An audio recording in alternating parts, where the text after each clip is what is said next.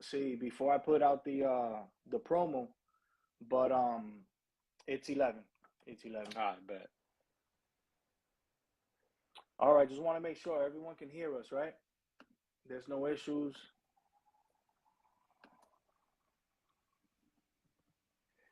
Let's see here.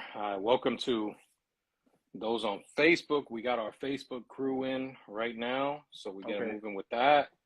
Let me just make sure. I think we should be good on YouTube as well. Yep, looks like we are live on YouTube. Let's bring up our unified chat just in case. Let's see what Julie says. Julie, DM me your info. Want to send you lip balm from my line. Okay, Julie, I'll go ahead and do that. Make sure everyone checks out Julie Jules company. She's let's see, you got the lip balm. Okay, she got her own line going, so I'm sure she has more products. Whatever she got going, is only right to support. Let me make sure that our Facebook and YouTube people are getting the We're audio connected. just Okay. fine. All right. We'll just give it a few seconds.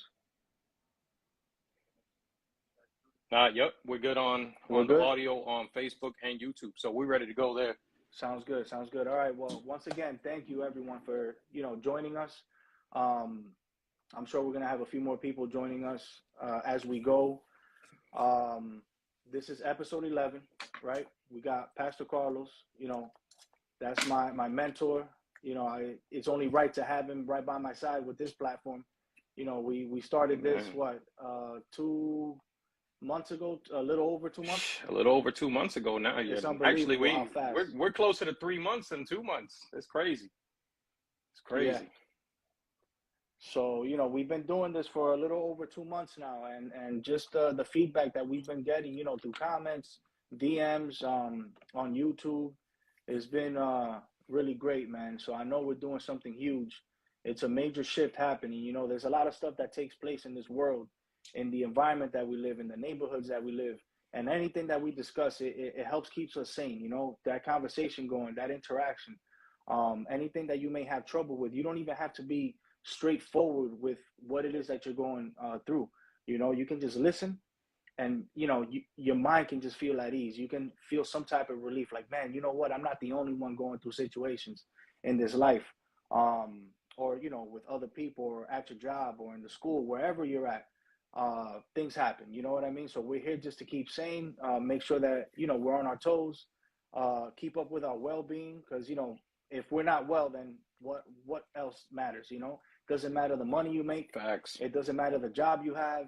It doesn't matter how well you're living. It doesn't matter how much you splurge on a weekly basis. If you're not right up here and here, it means nothing. Straight 100%. up. So 100%. yeah. And please, thank you, Julie, for bringing that up. Please join. Join. Please share the live. There should be an option there where you can actually share the live. All you have to do is click. I think it'll prompt to your followers, and you can select who you want to send it to. I can't wait till Instagram creates that feature where you can actually send to all. You know what I mean? Yeah. Instead of having to select one by one. And if they're on Facebook or they're on YouTube, even easier. I mean, on YouTube, you just hit share. You can message whoever you want with it. If it's on Facebook, a million times easier. Just boom, share, put it in your story, put it on a post, whatever you want to do. If you want to send it through Messenger, whatever, it doesn't matter. But just let others be blessed, because man, it's crazy, bro, how we continue to hear more and more testimony. Like, Yeah. It's just insane, man. It's insane. Yeah. And again, we're greeting everybody. So again, truly, thank you for joining us. I'm sure you're here on behalf of Julie, which we really appreciate, Julie. You're spreading the love, spreading awareness. Welcome, Julie. Welcome, everyone. I apologize if we call you by your Instagram name, because if I don't know your name, that's it's the only way that I can give you that shout out. So, but we're looking forward to, have you on a weekly basis or whenever you have time. And even if you're unable to join, we would always be on YouTube shortly after, right after we're done with this live, we'll always be on YouTube, right, big bro?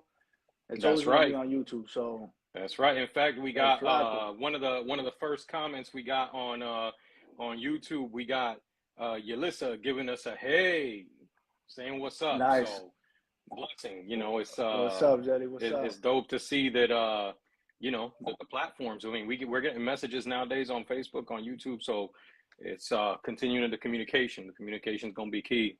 Go Yes, ahead sir. and bless everybody up. Yes, sir. Yes, sir. All right. So Big Bro, talk to me. You want me to go ahead and start it off? Go ahead, start it off. Let's see. All right, cool. Let's see where the Holy Spirit takes us today. Yeah. So I want to say this before I even start.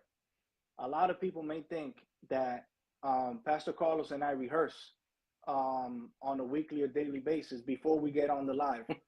We never speak about what's going to happen every Thursday. We don't rehearse. We just get on the live and talk. Obviously I do gather thoughts. I do write down messages because I feel like it's the message that I'm receiving for our show. Right. So yeah, it's never rehearsed, never discussed before. All right, before I start, let me just see. Have the team share the love. Nice. There we go. Jaleen is in. Thank you, Jaleen, for joining us. Appreciate you. All right, so let's get started. Man, we all go through it on a daily basis, weekly, monthly, whatever it is. We have good days and bad days, right? Sometimes we even have bad weeks, For bad some months. reason, I already feel like the Holy Spirit gonna link it up because I was gonna go somewhere with it. But go. Yep. Let's see what we got. All right. The daily battle, mind, body, and soul. Okay. So as I live my days, right? Every single day, to me personally, is a battle. Whether things are going great, whether bad things happen, what I push on this platform is to let everyone know, remind yourself, no matter what happens, everything is temporary. Yep. Anything you feel is temporary. Anything that might be running through your mind is temporary. You didn't get this job, or you're not with the person you really want, that you're attracted to. It's fine. Life happens. You just have to keep pushing, right? Sometimes we're not going to receive anything at the right time, or everything at just the right time. Now, this is what I thought. You are in a constant battle on a daily basis, whether it's with yourself or with others. Learn how to diffuse instead of overreacting or reacting inappropriately. So this goes many ways, right? Because sometimes we tend to get desperate, right? When we get desperate, we tend to get things that we don't want, right? And sometimes it's very random. Now, in terms of what happens when there's a battle, there's attacks taking place, right? But one message that I received this week is that the attack is not always going to be coming from one direction. It's actually coming from two directions, right? The attacks aren't always bad, because attacks can be to hurt someone, and other attacks can be to defend someone, right? So there are attacks taking place on a daily basis. The fighting that's happening is over your mind. So now take a second and think about what I'm trying to say here. It's like a tug of war, right? So now if you think about it, God renews and transforms your mind, but the enemy is there to destroy it, right? So now that is tug of war, because you have the enemy trying to take over your mind, but then you have God on the other side trying to keep you on your toes, trying to keep you strong, trying to keep you positive, trying to keep you, believing in yourself. Just if you know both sides, we experience negativity on a daily basis. We experience positivity on a daily basis. It's all where you want to keep your mind, where you want to, what is it that you tell yourself, Sometimes, it sounds so easy. Oh no, just tell yourself to be positive or do positive things. It's not that easy. We all know that. Facts. Right? But there are situations that makes us end up on the negative side at times, as well as there are situations that makes us end up on the positive side, Right. where we don't feel nothing negative. So situations are different, right? Some people might be going through breakups. Some people might have gotten fired from a job. Some people might be, dealing with rejection on a weekly basis, or they've been dealing with rejection their whole life, right? Okay. So now the trauma that you dealt with in the past right? I'm sorry, with the experience that you've dealt with in the past is the trauma that you have today in you, right? Which is all you know. It's all you feel.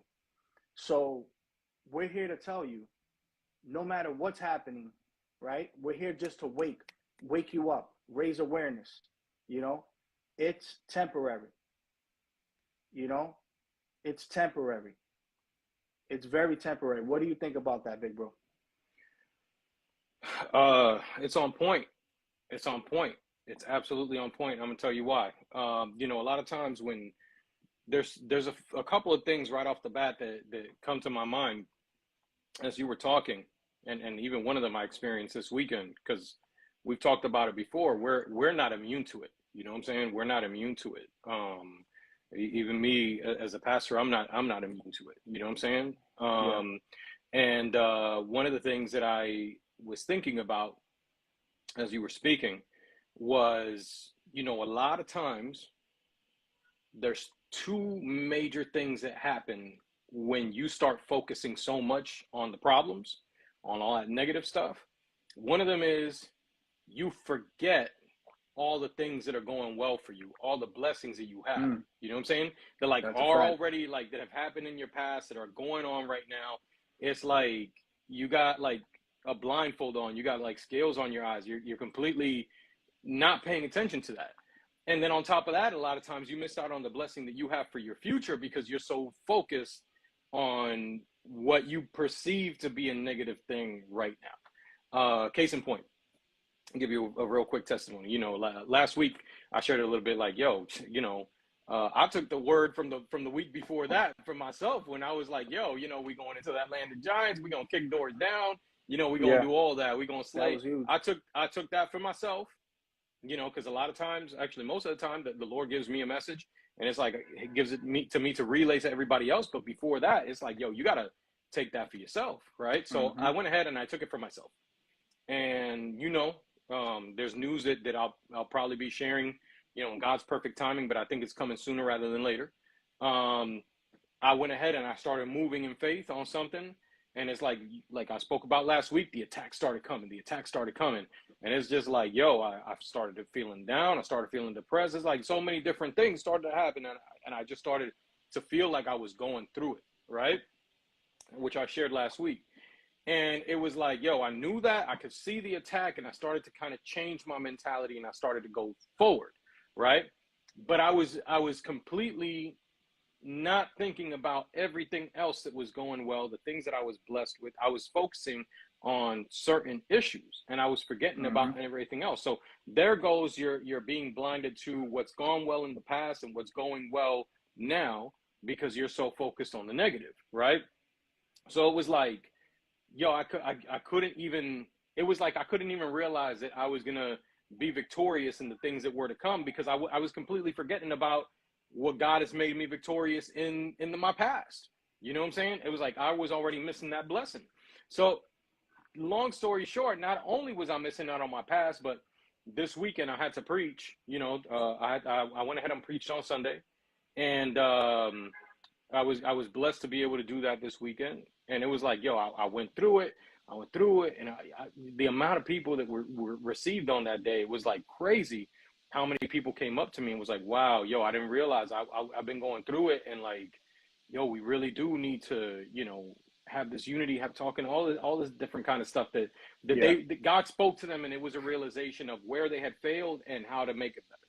Now, obviously, the Lord worked, but right after I preached, I was like, yo, after what I've been through during the week, I was drained.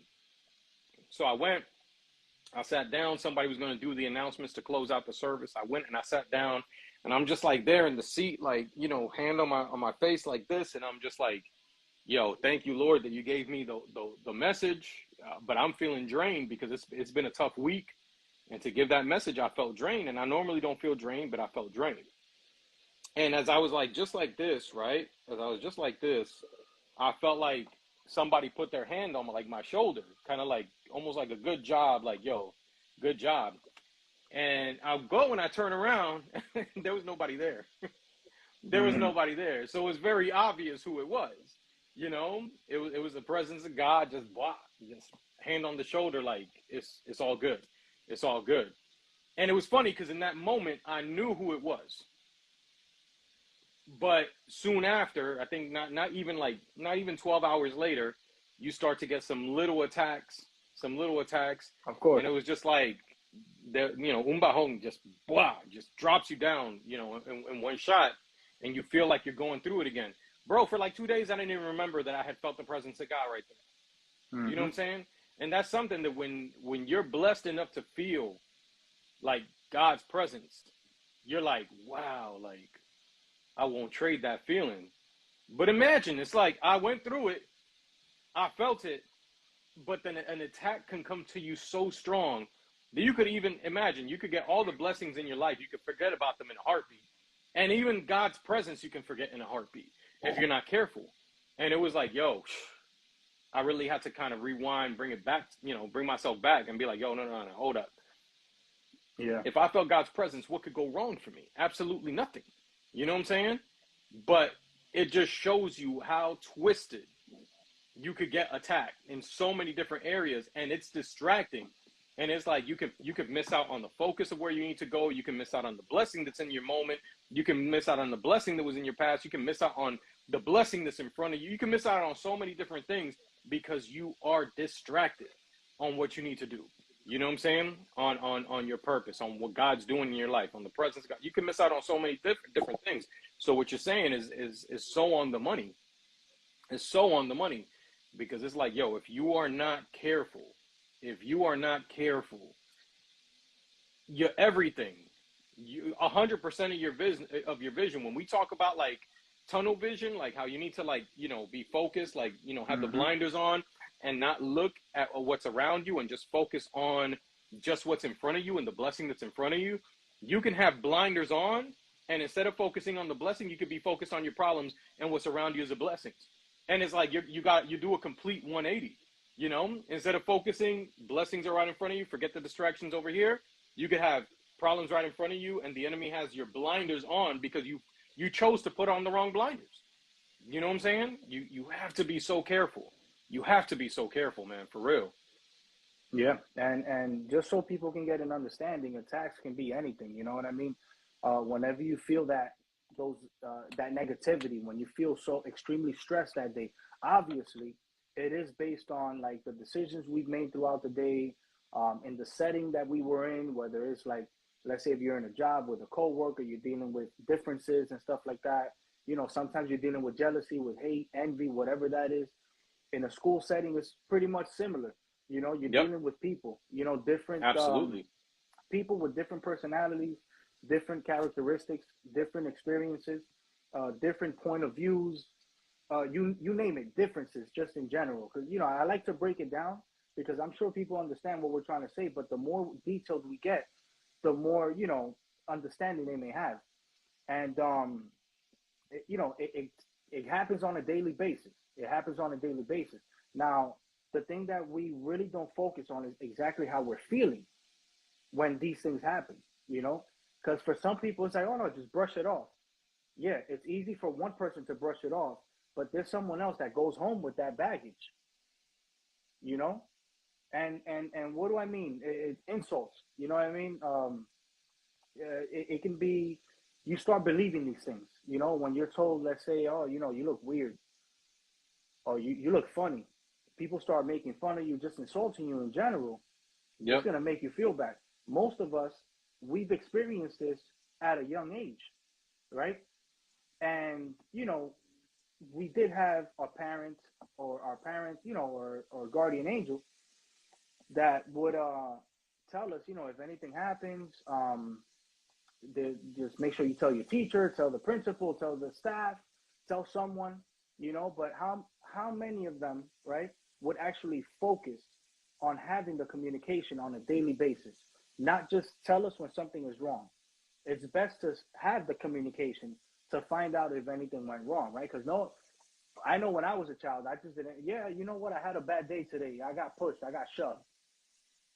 It didn't happen random. I just didn't speak on it randomly. But if someone would have asked, I would have said it. You know, I would have mentioned it.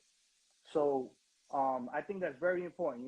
Just to keep that communication open, because that's trauma that can go on for a very long time.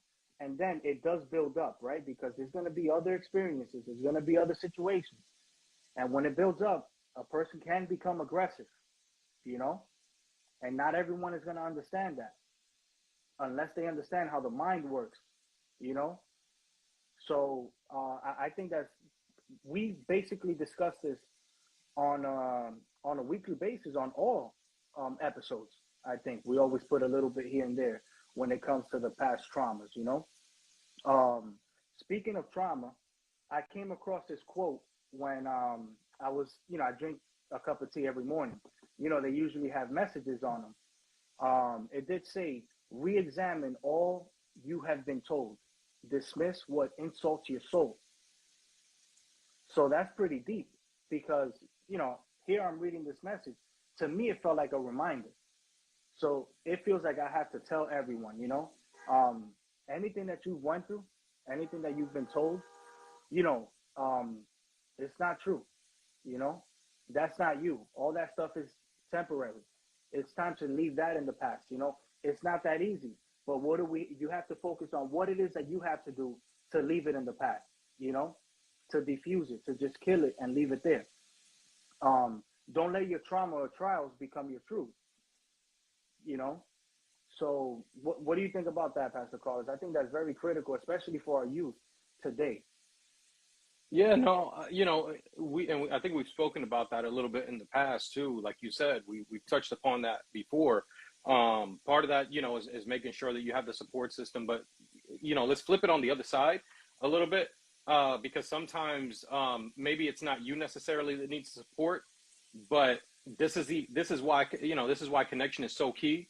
Making sure to have the relationships, talking to people, making sure that they're all right and everything, because sometimes you're the one that needs to be able to identify when something's going on, because a lot of people will keep it inside, because they'll think like, okay, I don't want anybody to worry, I don't want somebody to think that that this is worse than what it really is, or I'm embarrassed to do it. It could be a number of different things. You know what I'm saying? So you have to have that communication, because sometimes it's going to be you that's going to receive that.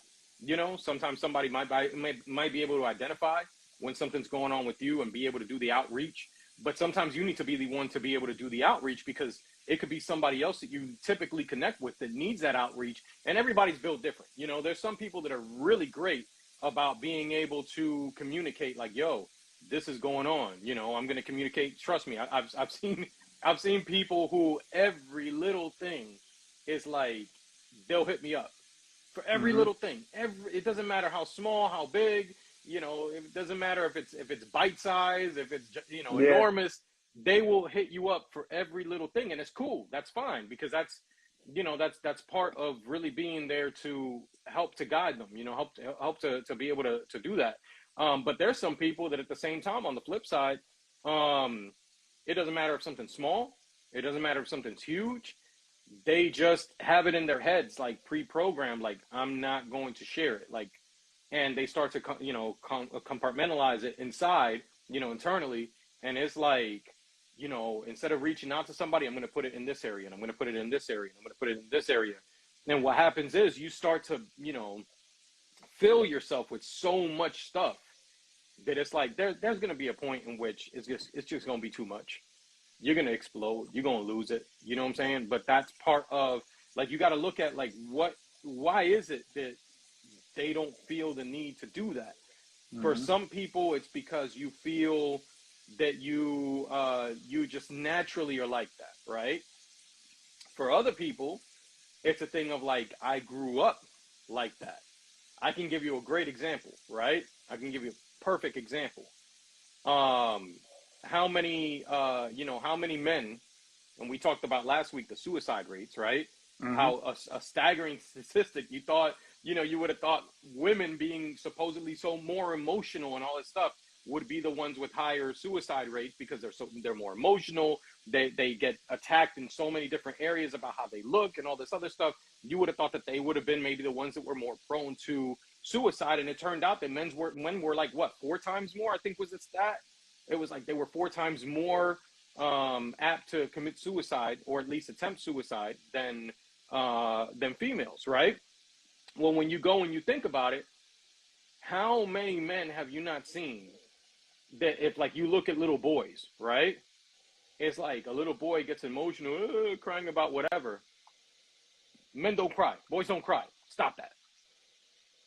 And you know, when you're a kid, yeah, a lot of little boys, they're still not gonna stop doing it, but you're pre-programming them. Like, Mm-hmm. you don't do that. You don't show your emotion. You don't do this. You don't do that. You don't show that you're weak. You know, men don't do that. You don't show that you're weak. You don't cry. You don't. And then what happens? They grow up to be the men that it's like, I'm not gonna show my emotion. I'm not gonna show that I'm hurt. I'm not gonna show that I'm stressed. I'm not gonna show that I'm suffering. I don't do that. Like, I'm not supposed to do that. And then you got this huge weight on your shoulders as a dude. And you know, you talk about like generational curse and all that stuff. You start to do that with your sons. You start to do that with your nephews and all that stuff. And it's like, no, boys don't cry. Boys don't cry. Boys don't cry. You know what I'm saying? And then it's like, that's why you get men who it's like, you know, I'm not trying to tell you to be a man that acts like a female. I'm not telling you to do that. But I'm just saying, like, for you to show emotion, to show that you stressed, to show that you're going through it, to show that something hurts you, bro, that's why you got some men. I'll give you a great example because I've seen it in my life. That's why you got men who is like, they've lost friends, they've lost family members, they've lost their parents, they've lost this, they've lost that, they've lost their spouse, they've had their wife had a miscarriage, so many different things, and they don't go and share. But there has to be an outlet. There always has to be an outlet. When there's something that's too much, there has to be an outlet. There always is. So that's why you got some dudes that it's like they become alcoholics. Mm-hmm. You thought they just became alcoholics because they're addicts?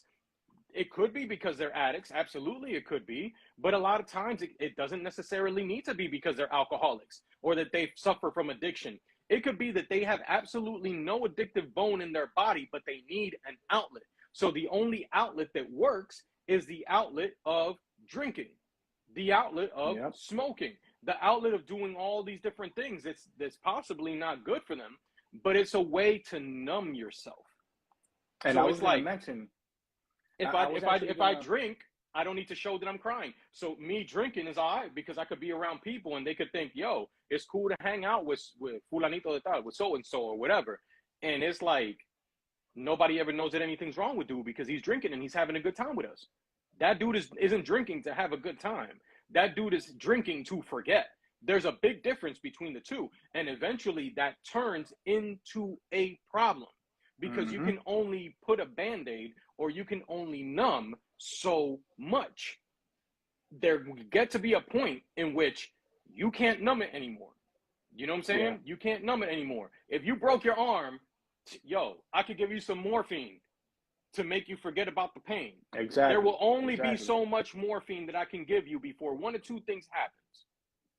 You either no longer, you know, the numbness that I give you from morphine no longer kicks in and I have to up the dosage until it's dangerous for you, or you're going to feel that pain eventually. And chances are it's going to be to a point in which it's now dangerous for you. You know what I'm saying? Because because that's usually what happens. That's typically what will happen. So it's dangerous, man, but there is always an outlet. You know what I'm saying? And that's another thing that people are, especially growing up.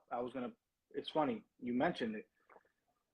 It's like a sign of weakness, you know? People think that expressing themselves is a sign of weakness. You know, people are going to think I'm weak, I'm soft, you know, I don't want people to make fun of me. I don't want people to think this about me and that. And in reality, this is why we always bring up the communication part of it, because we have to break down why the communication is important.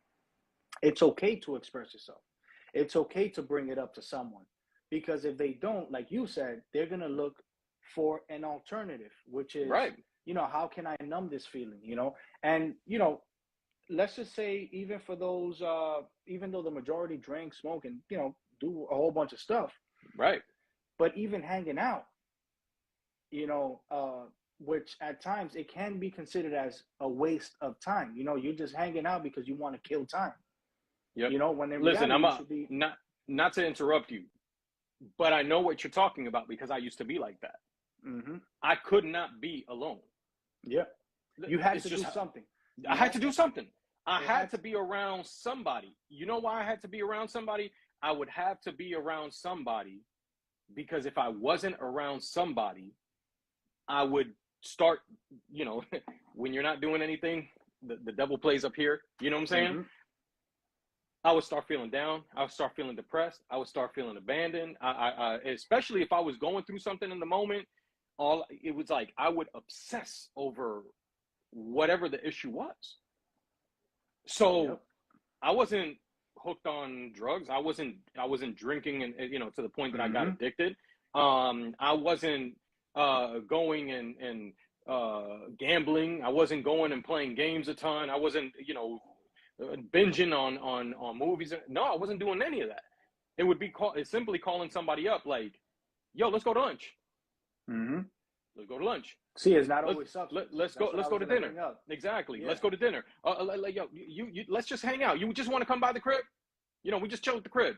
And it's like it's not you don't think of it as being an issue, but the true issue is that like you can't be alone. You know what I'm Mm-hmm. saying? You can't be alone, and you have that dependency. So you're on the money. Yeah. And again, that's what I wanted to bring up. It's not always substance. It's not always alcohol, drugs. There's a lot of other things that you can do. Let's say you'll be on social media all day, or you're on a computer, or in a game system playing video games all day. There's always something that you're going to do to keep your mind occupied. When in reality, what we have to do is face it, face what we're feeling, face what you've experienced today, because that's how you're going to learn how to get through it, how to get through not only the situation, though. The most important thing is, yeah, you're going to get by. You're going to get through the situation, but get through what you're feeling inside, your situation, internal situation, how you're feeling, your emotions, your mental state after experiencing whatever it is, you know. Yep. And I think that's very important, man, because that can lead down a bad path, and I'm sure we've all been there. We've all been there. Sometimes we're hanging out with the people that we're not supposed to hang out with. We don't know any better when we're young and growing up, but eventually there's a lot of signals and red flags that we do ignore as we go, for two reasons: because we don't want to accept it, right? And we don't want to see it that way, or in reality, sometimes we just don't know any better, right? Exactly. But either way, it's still dangerous when you're heading down that path, you know.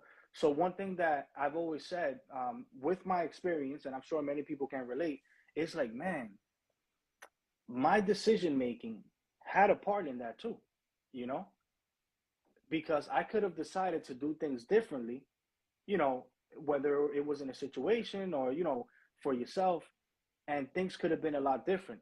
But you also have to tell yourself, you know what, if it didn't go that way, then I would have never learned, and I would have never felt what I'm feeling today. So we basically have to use our experience, right? Use that negative energy, those negative vibes, to turn it into opportunity, to turn it into like a blessing today. It may be a blessing to us, but also for others, right? Because whatever you experience, you can go ahead and put someone else on and be like, look, I've gone through that, man, and I don't want to see you go down that same path. So look, this is what I suggest, try not to focus so much on this, try and do this instead of that. Absolutely. Communication, that conversation, because it'll take you to a different place. Now, in terms of decision making, right? These thoughts and experience, it feels like prison, you know? It feels like you're actually in a prison, mental prison, because you constantly feel like this on a daily basis. You can't get past your bad experiences, your trauma, right? So you Yep. always find yourself back in that dark place. It's like a cycle.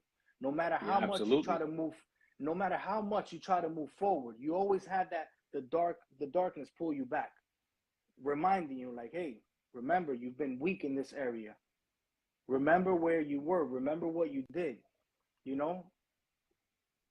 Yep. Remember, it's crazy. So now, based on that, you got to set yourself free from it, right? But it's easy for me to tell you this. It's easy for me to tell myself that. But we can't just set ourselves free by saying, you know what, I'm going to set myself free. So this is something that this message that I got was: nothing will set you free, only your decisions. It's what you apply in your life. Now I'm going to break it down, right? What I'm trying to say by this. You want change? Decide to change. You want to quit a bad habit? Decide to quit the bad habit. Not happy with your job, how you're being treated, not being valued at work or in a relationship or in any environment that you're in. Decide to end that situation and feeling. You want to reach a specific goal, which is in general. Decide that you will reach that goal. Most importantly, believe you will achieve anything you decide to do. Plan and execute. And always remember, everything happens with small steps. It's very rare for something to happen overnight. You hear all these stories, when you look on Google, you jump on the news, like someone became a millionaire. Oh man, from one day to another, you become a millionaire. But do you know what they went through to get to that point? Hey, Absolutely not. It might have been the lotto. Yeah, it could have been the lotto. But it might have been patience. It might have been obstacles, It might have been hardship. It might have been sacrifices, And when I'm talking about sacrifice, you don't know what they're doing. Maybe they're cutting down on the amount of money. We all know how much money spent on lunch alone. Let's just calculate lunch. If you're buying lunch, you're spending a minimum, nowadays, you're spending a minimum of $10 to $18. I wanted to say 20 because I spent about 20, but $10 to $18, right? There's people out here eating peanut butter and jelly sandwiches. I've been there.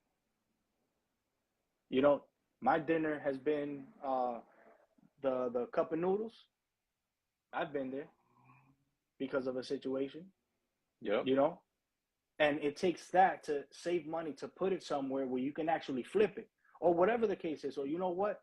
I have to sacrifice and eat these meals because I want to put food on the table because you do have children. We all have rent to pay, right? So we don't know what happens. Throughout everything that I just finished mentioning, the most important thing is for you to be good. When I say well-being, it's in general, mentally, emotionally, spiritually, physically, and then financially comes right after.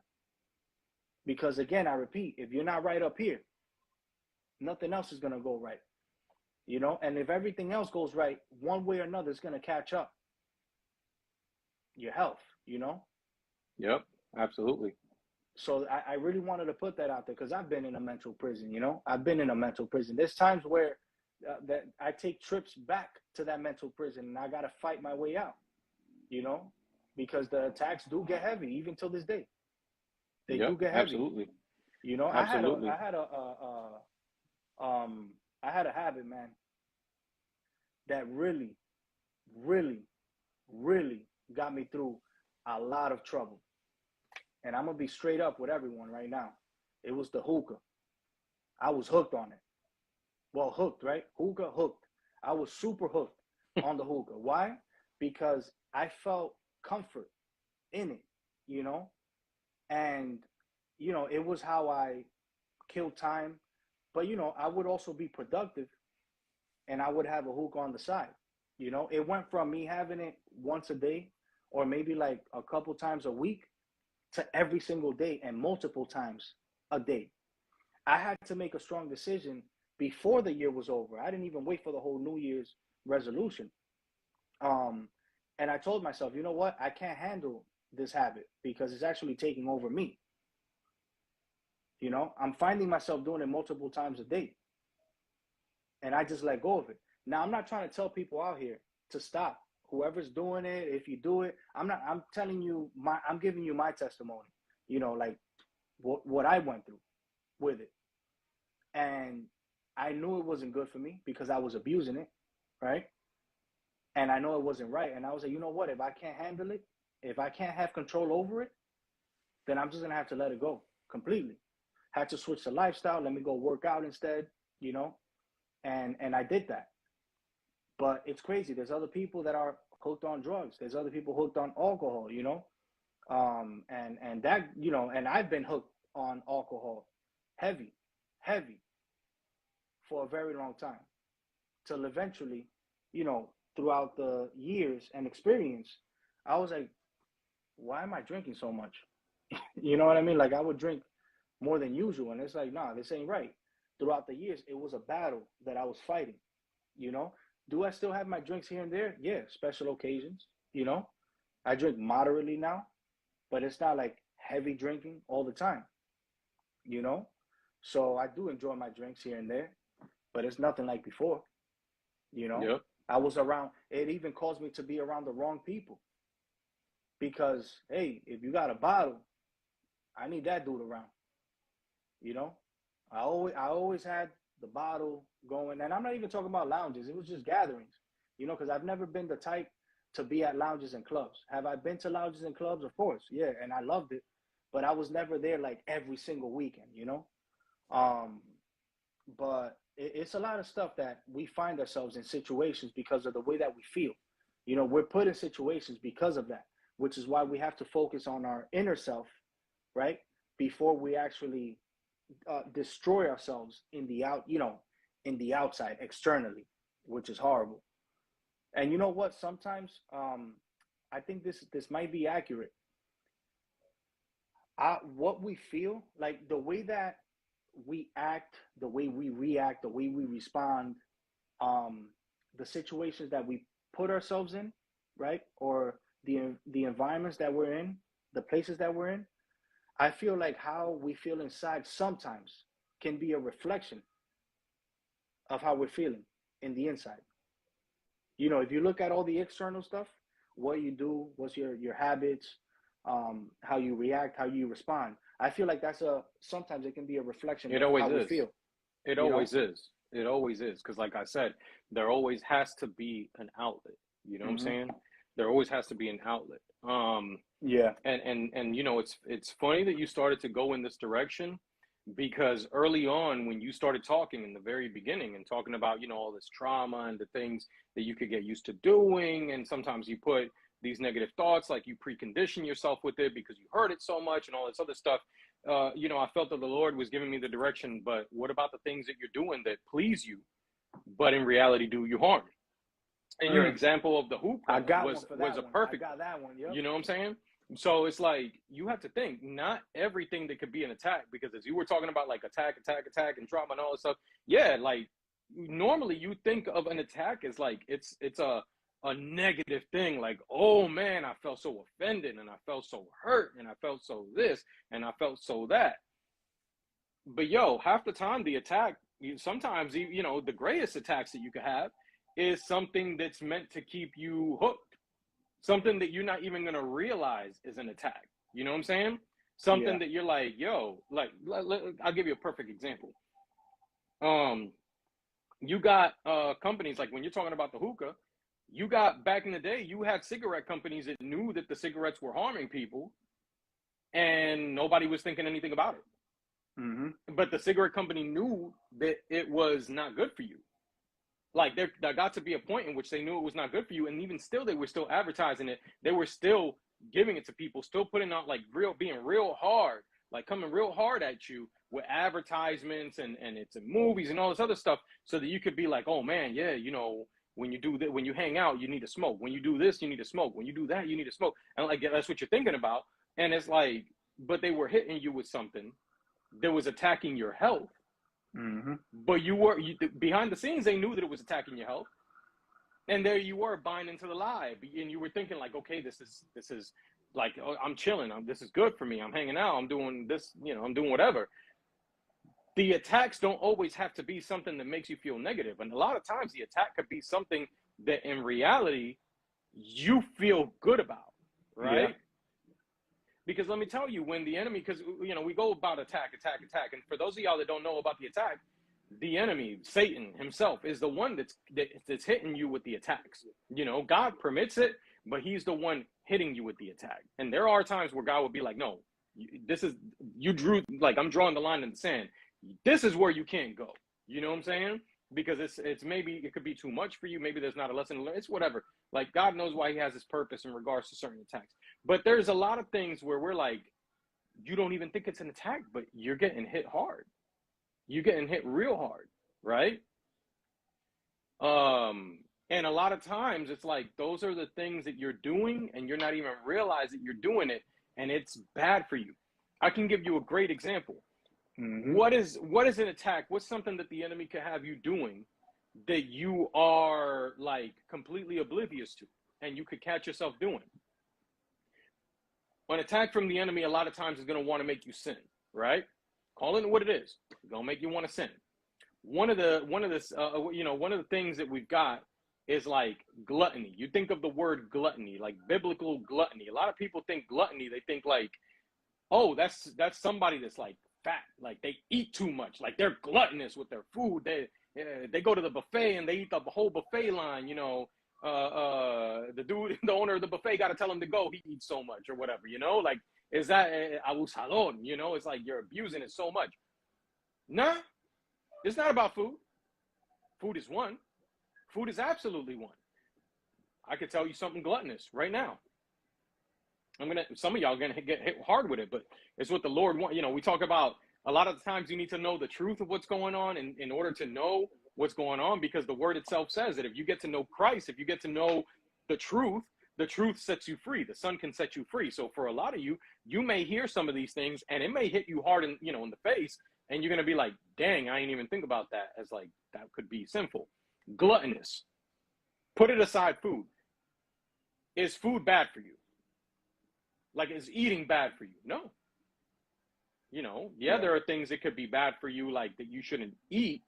Like, for example, you shouldn't go and have the pizza that's got all the meats on it because it might be bad for you health-wise. But if you eat it once in a blue, it's probably not a bad thing, right? It's not a bad thing. But if you're eating a ton, you get to actually see the weight gain. You get to see the high blood pressure, the cholesterol. The problem was not with eating. The problem was with eating too much. Oh, but that's only with bad foods. Okay. Go eat something that's good for you. For example, go have carrots, right? Carrots, oh, they help you with your vision and everything. Go eat too much carrots and see what the doctor's going to tell you. There's going to be a level of something in your blood work or in your urine or something like that that's way too elevated. And they're going to be like, yo, broski, you better slow it down on that carrot eating. You better slow it down. And there you were being gluttonous with that. Oh, but it's food though. I bet. A lot of people will think, I don't want to be a Christian because being a Christian, they're going to tell you can't drink alcohol. No, your problem's not with drinking alcohol. When they celebrated, Jesus turned water into wine. It was a celebration. You know what I'm saying? It's a celebration. So the problem is not with drinking. You know where the problem is? Getting drunk. Big difference between the two. Me and my brother over here could go have a glass of wine with a nice steak at a restaurant. Nothing wrong with that. Nothing wrong with that.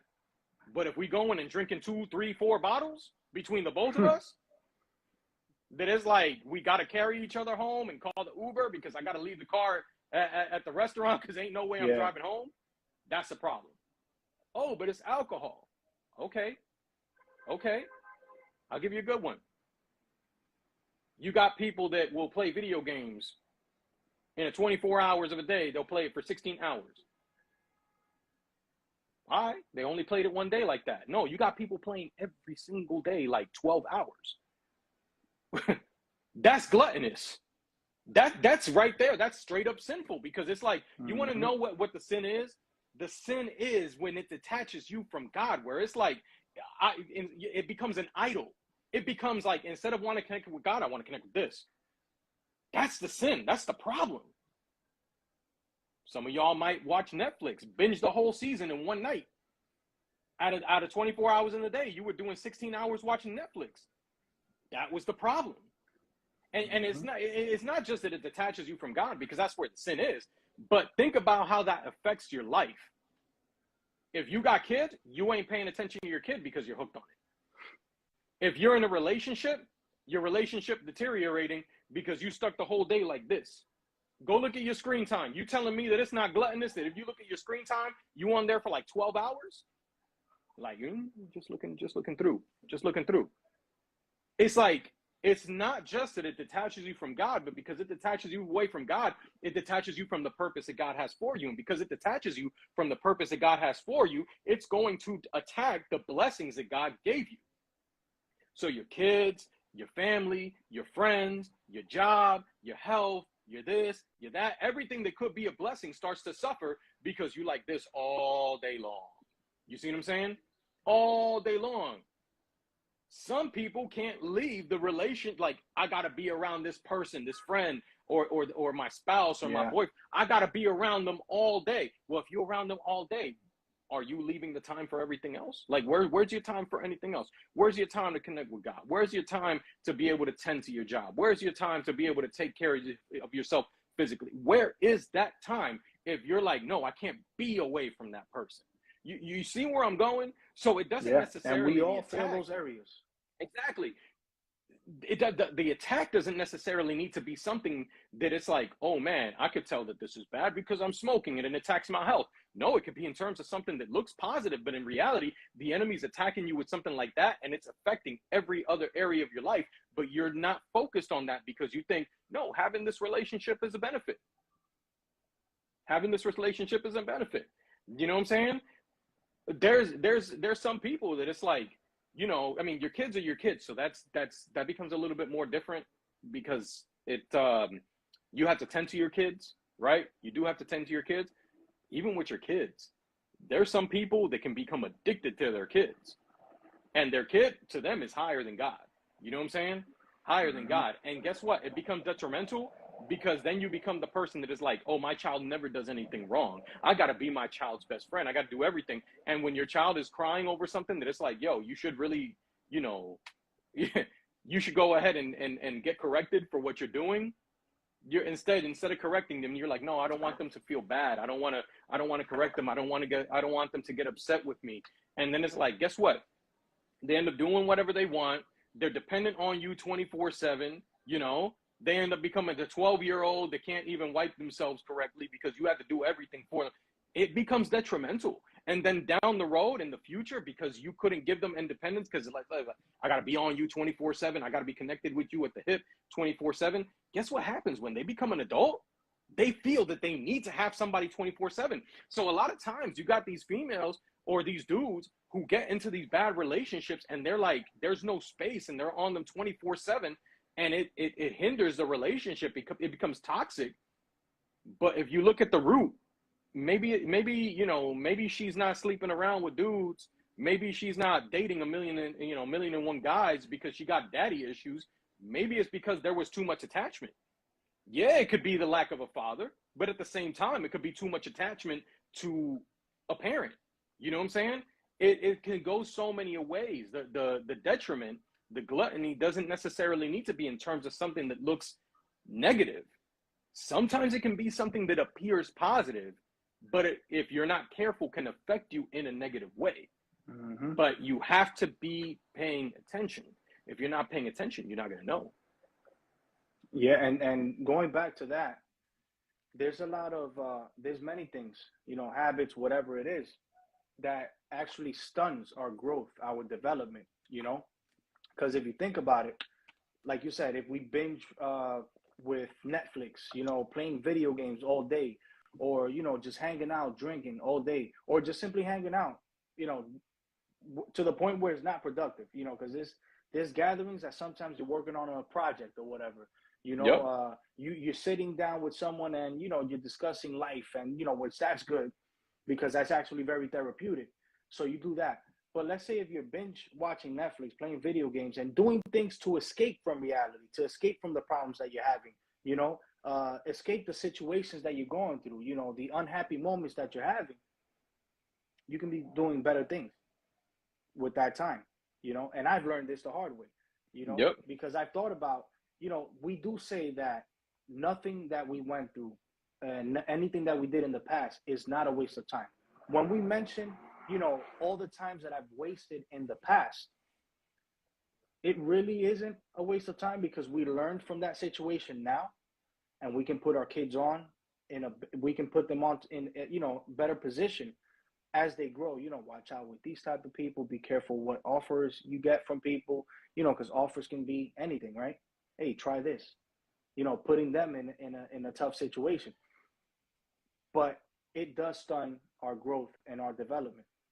It's even built in the system that we live in this country. You know, even when you go to school, what is it that they're teaching us? They're teaching us different subjects, right? History, math, science, chemistry, blah, blah, blah, and all this stuff. Has this school system taught us how to invest, how to save money, you know, Nope. how to take charge of it, how to start a business? What are the different entities? What are, you know, the different companies? I'm sorry, the entities that you can have for your company, how to start a business? They don't show us that, right? Because the more woke we are, aware, right, then the more trouble it'll be, you know, for them. You know, what they want is robots, right? They want people doing the same thing, which is why you see people doing the same thing. Eventually, when people wake up and they learn and they're like, whoa, man, look at the way this person thinks. Yeah, but you were there too. Because I see it on a daily basis, you know? Yep. There's still people doing the same thing, discussing the same things. You know, in the last, in the last couple of years, somebody opened the door into like, yo, y'all should really learn investing. And you remember I took it on and I showed you. And for the longest, I know that I felt that it was something of like, don't do it because you know, you're gonna mess up. Like it was like I was fear. Yeah, it was fear. I was preconditioned to believe like this is gonna be super hard, like you know, so many different things. And it was a thing of like, no, I'm gonna stay away. And then I found out really that it wasn't something that was difficult. Just don't make boneheaded moves. You know what I'm saying? Yeah. Don't risk money that you don't have, that you can't afford to lose, all this different kind of stuff. And it was like, you know, person that put me on, I went ahead and learned, and little by little been learning, but whatever. But it was funny because as we learned that, number one, we learned, wow, why did nobody ever teach us this? Because it's not that bad. It's not difficult. You just have to be very careful. But on the flip side, look at all the things that we learned in the process. You know what I'm saying? Look at all the things that we learned in the process. You know, I shared with when I was preaching to our youth yesterday, with the youth that I pastor, I gave them a great example. You know, I shared with them, I gave them the example you and I know as investing here in the last couple of years, and especially here in the last few months. Yeah. You heard of the Federal Economic Department, the Fed. And you would think the president appoints somebody in there. So that means that it's a government organization that's in charge of the money of the country and everything like that. And it was like, we found out recently, no, that's not a government department. That's a company that the government essentially works with. It's much more complex. It's not like, oh, like it's the FBI, the CIA, like one of these like 3-letter places, right? We found out, no, this is actually a company itself. And who are members of this company? Banks. And it gets all convoluted. But when you get down to the details of it, right? What do we find out in the details? Well, if they're a company and they have banks, and those banks are tied to investment firms, and those investment firms have stakes in other companies, and they have stakes in some of those companies. Some of them are pharmaceutical companies. Some of them are news companies, right? You start to see how things start to, like, there's conflicts of interest. So it's like, here's a department that you think is the government, but they have a conflict of interest, and that whoever, you know, in banks, and those banks have a conflict of interest in what they invest in, and these financial companies have a conflict of interest with the news media, and it's all staggered. So it's like, I have to tell the news media what to say sometimes and to influence in a certain direction. The same way I have to tell a school system not to teach you something. Because if you know that, then you know something's up. You see what I'm saying? And that's why it's just, exactly. And that's what keeps people, it's like, that's why everybody becomes so cookie cutter, and they think this is the right way to go about my life. And if I'm not doing X, Y, Z, then I'm a failure. No, there's a lot of people that have chosen not to follow X, Y, Z, and they're not failures. They paved their own way into being, you know how many people I know didn't go to college and own businesses, or you know, or have gotten ridiculously good jobs. I mean, there's, you know, or have become investors and have made a ton of money in investing, and they're super knowledgeable in that. I mean, they go into so many different areas, and it's like, they didn't follow a cookie colored lifestyle. You know what I'm Yeah, saying? Some of and they those learned people are this. some of the freest people that they have. You They know, learned some of the this. most free people that we know. They learned this along the way. You know, again, it goes back to the whole decision making. It goes back to the experience. You know, if you're not happy somewhere, you're gonna go ahead and either continue to deal with that situation that you're in, or you're gonna go ahead and decide to get up and make your situation different, you know, for yourself, right? Yep. So again, there's a lot of things that stuns growth, and we were focusing a lot about the habits. Now we can go ahead and even discuss people that we decide to interact with, you know. And sometimes, even though some people, not all the people that you interact with, but some people, they cause stun. You know, they stun your growth. They cause issues that holds you back. You know, unnecessary issues at times, you know, or sometimes they're just, you know, making you use your time inappropriately, you know, when you could be doing other things. You can take the time to read into something, to learn something different, something outside of the what's considered norm today, you know. And we really have to be careful with that, because there's people out here that really don't care about others but themselves. And all Yep. they worry about is, what can I get off of this person? At the same time, is, you know what, I don't want this person doing better than me.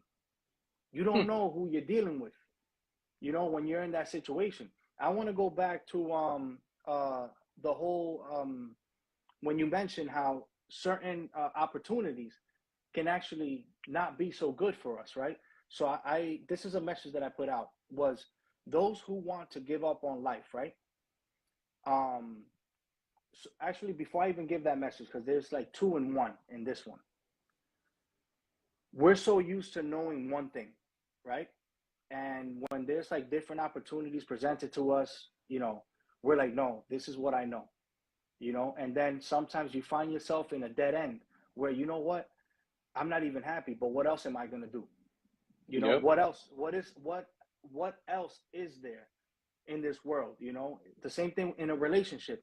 You know, there's no one else that's gonna, you know, make me happier than this person. I'm so used to this person. It's everything that we're used to is where we want to stay, because we're afraid to step out of our comfort zone, right? So it's easy to give up and settle for less, you know, and just settle for anything that, you know, you have control over. Now, think about this. Those who want to give up on life, and giving up doesn't always mean suicide. When some of us feel like giving up, it's when we decide to settle for less, or settle for what's available because you feel there's nothing better ahead. When you feel like failures have been outweighing the amount of success in your life, can anyone relate to that? You know, there's been more bad than good in your life, right? And Absolutely. that's all you know. And you don't even believe in yourself moving forward. You don't even give yourself the opportunity with at another job, you know, or in another relationship, because you're so afraid, because of the past experience, the trauma, because of what you know. Um, and this is generally speaking, job, relationship, anything disguised in relief, opportunities, or blessings that may lead to destruction of self or others around you. So not every opportunity and not every person is out here to save you. Not everyone is here with good intentions. Not every job is going to get you out of the problems that you have, because if it does, I'll tell you right now, there's jobs that'll fix most of your problems right now financially. But are you going to be happy with the time you're giving them? Yep. Are you going to be happy with the work or work overload? You know, how many people out there, they're making six figures, yet they don't even have time for themselves or family. You know, all they do is work, work, work, work, work, and that's it. Yeah, Or you sometimes you can. don't even have to overwork. You can Yeah, the job that you're at, you know, whatever it is that you're doing, and mind you, it doesn't even need to be a job. It could be a relationship. exactly. You have to mask who you really are to portray something else. So you're not even who God made you to be. You are portraying, you're forcefully having to portray something else, which is a stress in and of itself, because you're like, I can't even be who I am, because I know that if I start to portray who I really am, I'm afraid of the repercussions. Notice the fear. Mm-hmm. I'm afraid of the repercussions that are the consequences of Yeah. me being me, who God made me to be. You know what I'm saying? And I see it all the time. I And know a bunch of Christians that at work, I'm like, they would be like, no, I'm not even going to talk about God, because if I talk about God, people are going to think I'm weird, or I know my boss is not a Christian, so my boss is probably going to want to fire me, or catch an attitude, or whatever. I'm going to get like persecuted or whatever. It's like, yo, really? Like, so you stress. You some can't even people, be who you are. some people don't realize that, you actually become a slave to things. So, that's why we have to be careful what we wish for, and we have to focus more on self, because you have to fix yourself, whatever it is that you feel inside, the stress, the trauma, the experience, whatever it is, you have to fix that before you can, because it can affect you all in your family. It can affect you in your future opportunities. You're not going to be right?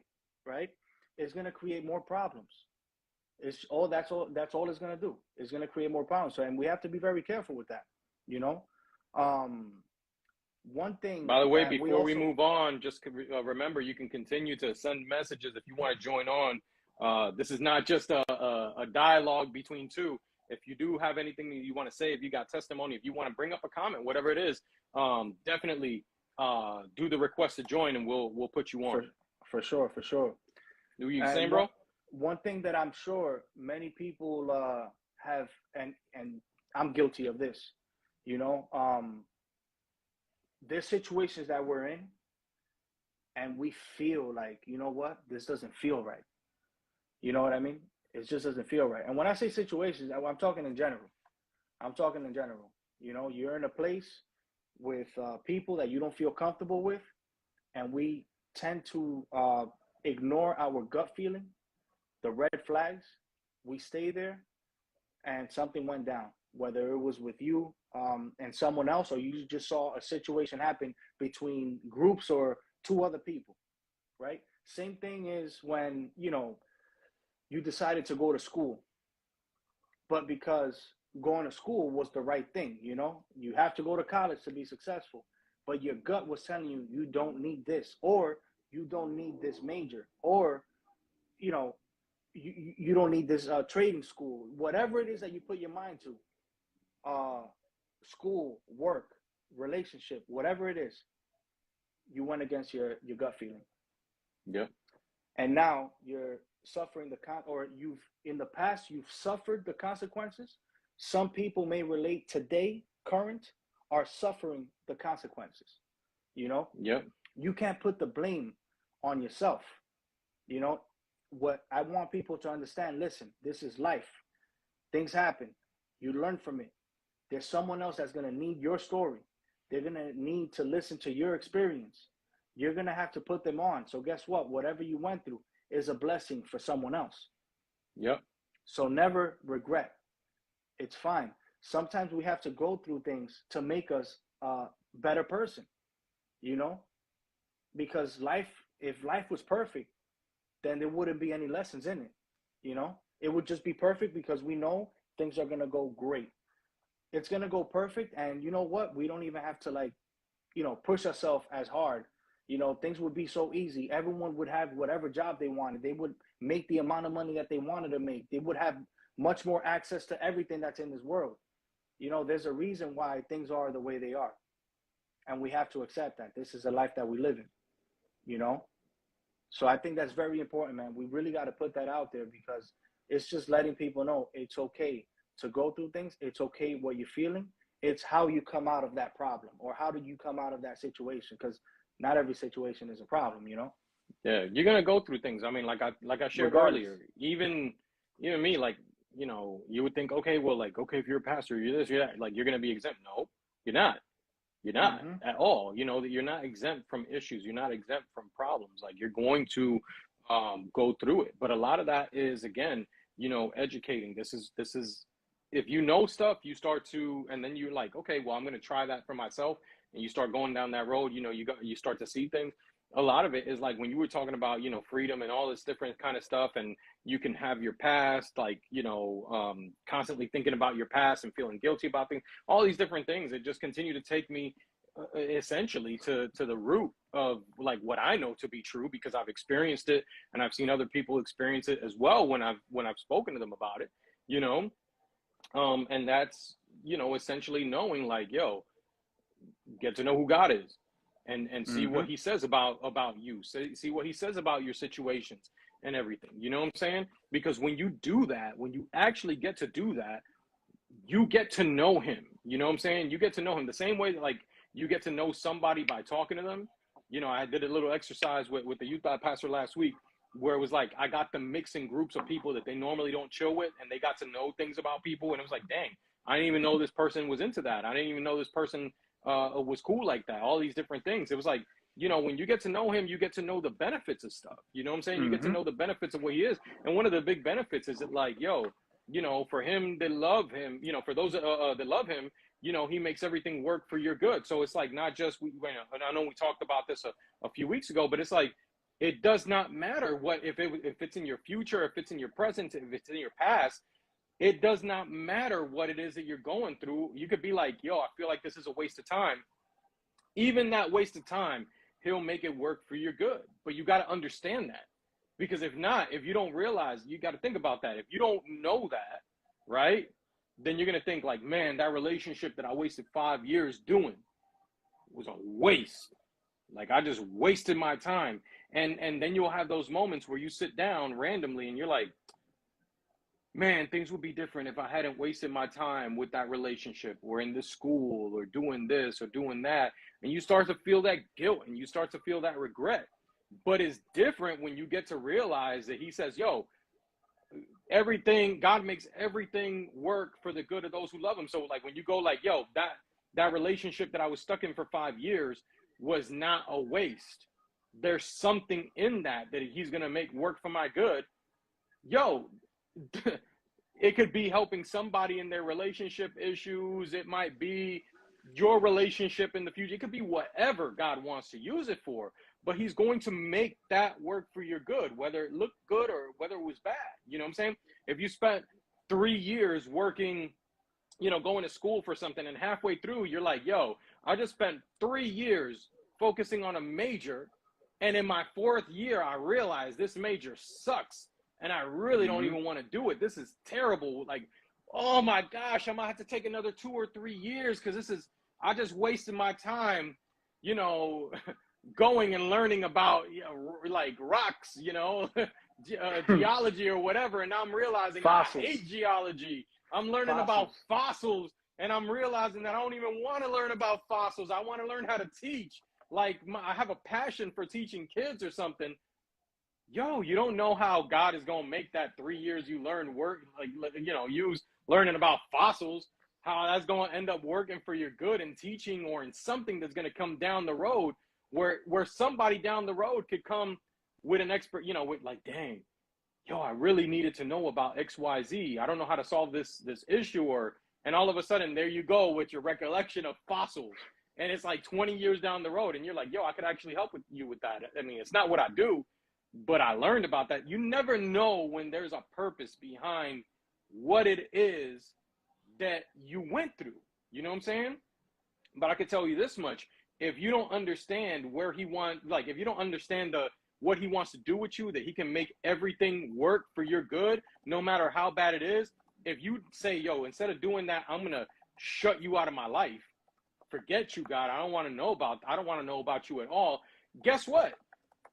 That's when you're going to be stuck in, yo, I wasted my time with that relationship. And every so often, you're going to be thinking about how negative that was. Or I wasted all this time doing school. I graduated and everything, but I hate my job and I'm working to pay my student loan.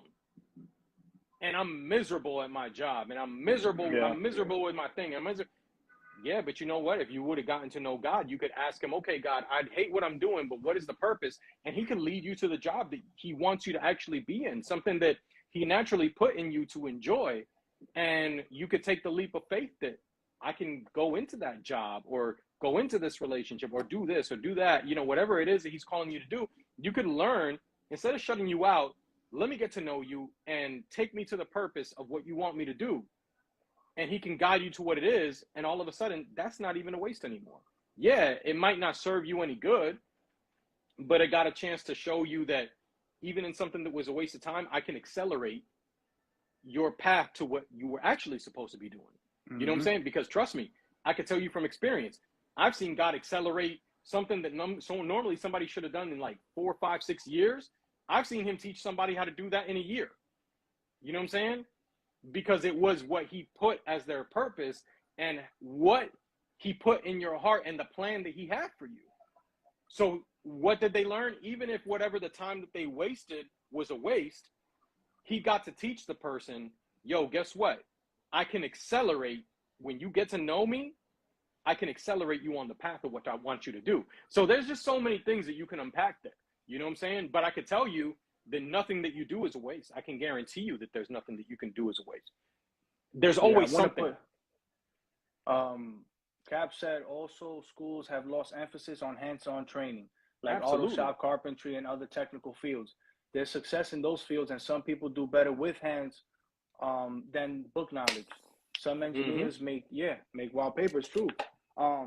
Again, it's all the decision making. It's all the access that we have. You know, that's why we have this generation moving forward. Our children. That's why we have to make sure we tell them, look, if you want to go to school, do it because you want to. You know, but there are many other opportunities out here. You don't need college nowadays. You really don't. You really don't. Now, if you want to become a doctor, if you want to become a lawyer, if you want to do such fields, yes, that's going to be necessary. But make sure that you introduce them to the other opportunities, because maybe they just don't know any better. There's a lot of things that we didn't know, which is the reason why we took the path that we took. We made the decisions we made. Now that there's more access, the more communication there is, the more they'll know, right? People, our children, they're not going to find themselves stuck in something that they don't want, Well, the same thing with relationships. We would want to tell them, look, this is what you should do. There's going to be a lot of things that I cannot explain to you. I'm going to try and explain it so you can understand it, but if you're going to understand it a lot more when you go through it, because experience teaches a lot more than just verbal, sometimes than verbal statements. I just share with you one of the families that I used to work with. One of the best things I had heard was one day we were talking with the mom of this little girl, and she said, my daughter, she hates school, like absolutely hates school. And she was like, but you know what I realized that she absolutely loves, and she's great at? She was like, this little girl is only like 11 years old, 12 years old, but she loves cosmetology kind of stuff. Like she loves doing the hair and working with the hair and all these different techniques and all that other stuff. She was like, you know what? I've realized that she needs to finish, her high school, her elementary, middle school, high school, just so she's well-rounded. But I'm not going to force her to go to college. If she likes this, I understand that she could excel. You never know. She could own her own shop. She could be somebody that's used. I was going to mention that. She could be somebody that's used for Hollywood, for musicians, for actors. There's so many different areas that if she's really, really good at this, if this is what she's passionate about, she enjoys, she could end up being highly successful in that, even though most people would be like, you do hair, so what? It'd be like, yeah, but guess what? Somewhere in a Hollywood studio, there's somebody that didn't go to school for any of that, who's just ridiculous nice with doing the hair, the makeup, whatever, and is making crazy dough that people call up and it's like, yo, you know who we need for this movie? This girl right there, this dude right there. Like, this is who we need because this is what they're good at. Like, oh my gosh, have you seen the makeup that this dude could do? This movie studio makeup? Have you seen the hair? When it comes to like knocking out this hair quick and making it look crazy for this, like, she's the one. And you could go and ask like, yo, what's your background? What background? This is what I'm good at. I didn't go to school for that. I didn't like to do that. Yo, it's passion, I could tell you the high school that I graduated from, there's a guy that ended up making Tumblr. I don't even think that dude went to college. I think he ended up making Tumblr either while he was in high school or right after. And it was like, you think about something like that, and it's like, yo, That's wild. That's crazy. Yeah, that dude got more money than you could probably count. Yep. He didn't go to school, but you know what it was? He was passionate and he was good at it. God can give you a natural, God-given ability to be able to do something. But if you're blinded by a bunch of other stuff, yo, maybe your thing is like I saw Cap had put on there, you know, you're a hands-on type, you know, you can learn from a trade. Yo, you Yeah. could be crazy nice at refrigeration, and you could be somebody that becomes licensed to install AC units and have your own business for AC. You know how much money there is in installing AC units?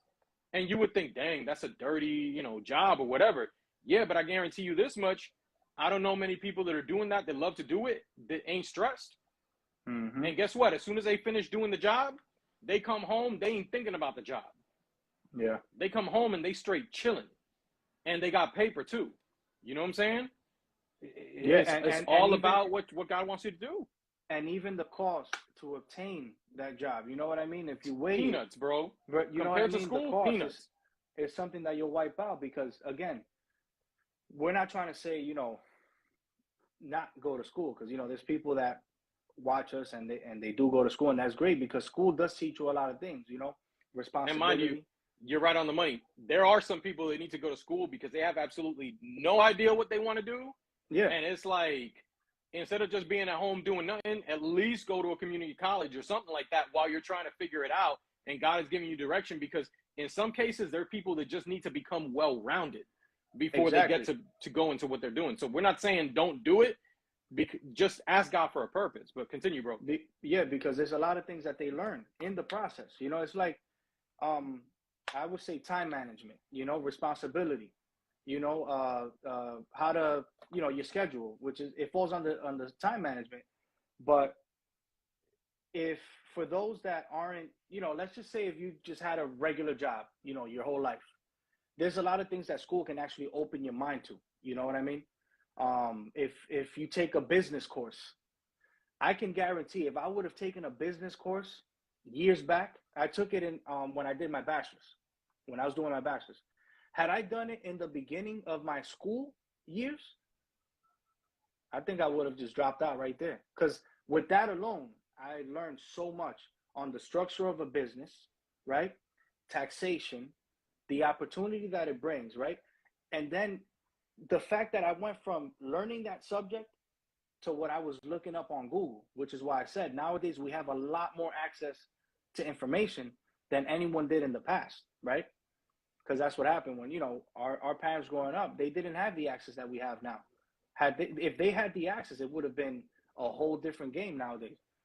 Cap, some people are book smart, but dumb as heck in regular life. Yo, for real. Then there's people who are geniuses in life and dumb as heck. Yeah, and he's 100% correct, you know, and that's why I say, regardless of whatever of the situation, you know, where you've been, you have to focus on yourself, on growing, on developing, you know, improving your situation.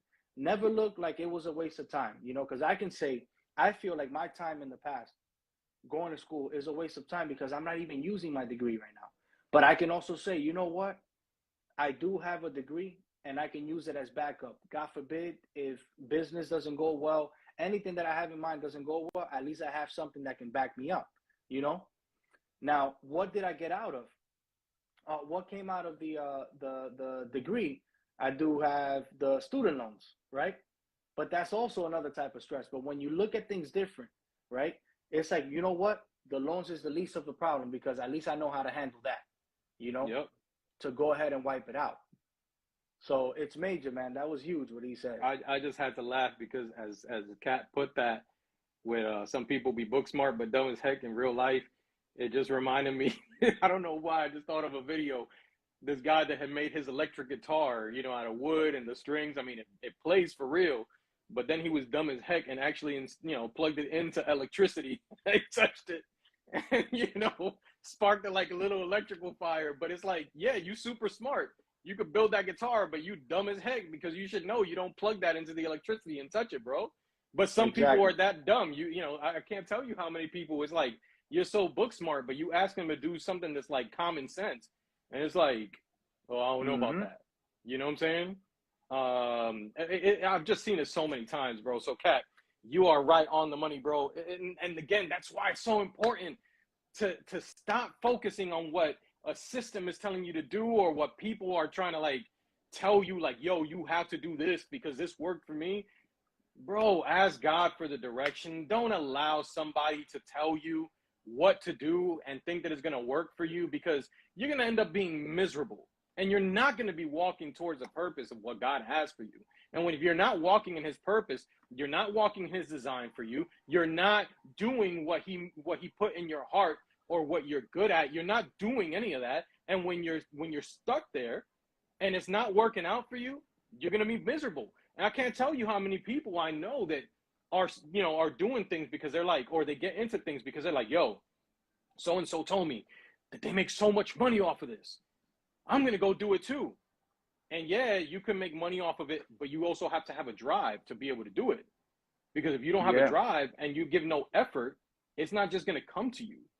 If you do it, if you have the effort level to do it, yeah, you could be highly successful. But like, for example, some people could be like, yo, go do this because you can make crazy money in sales because there's all this money to do it.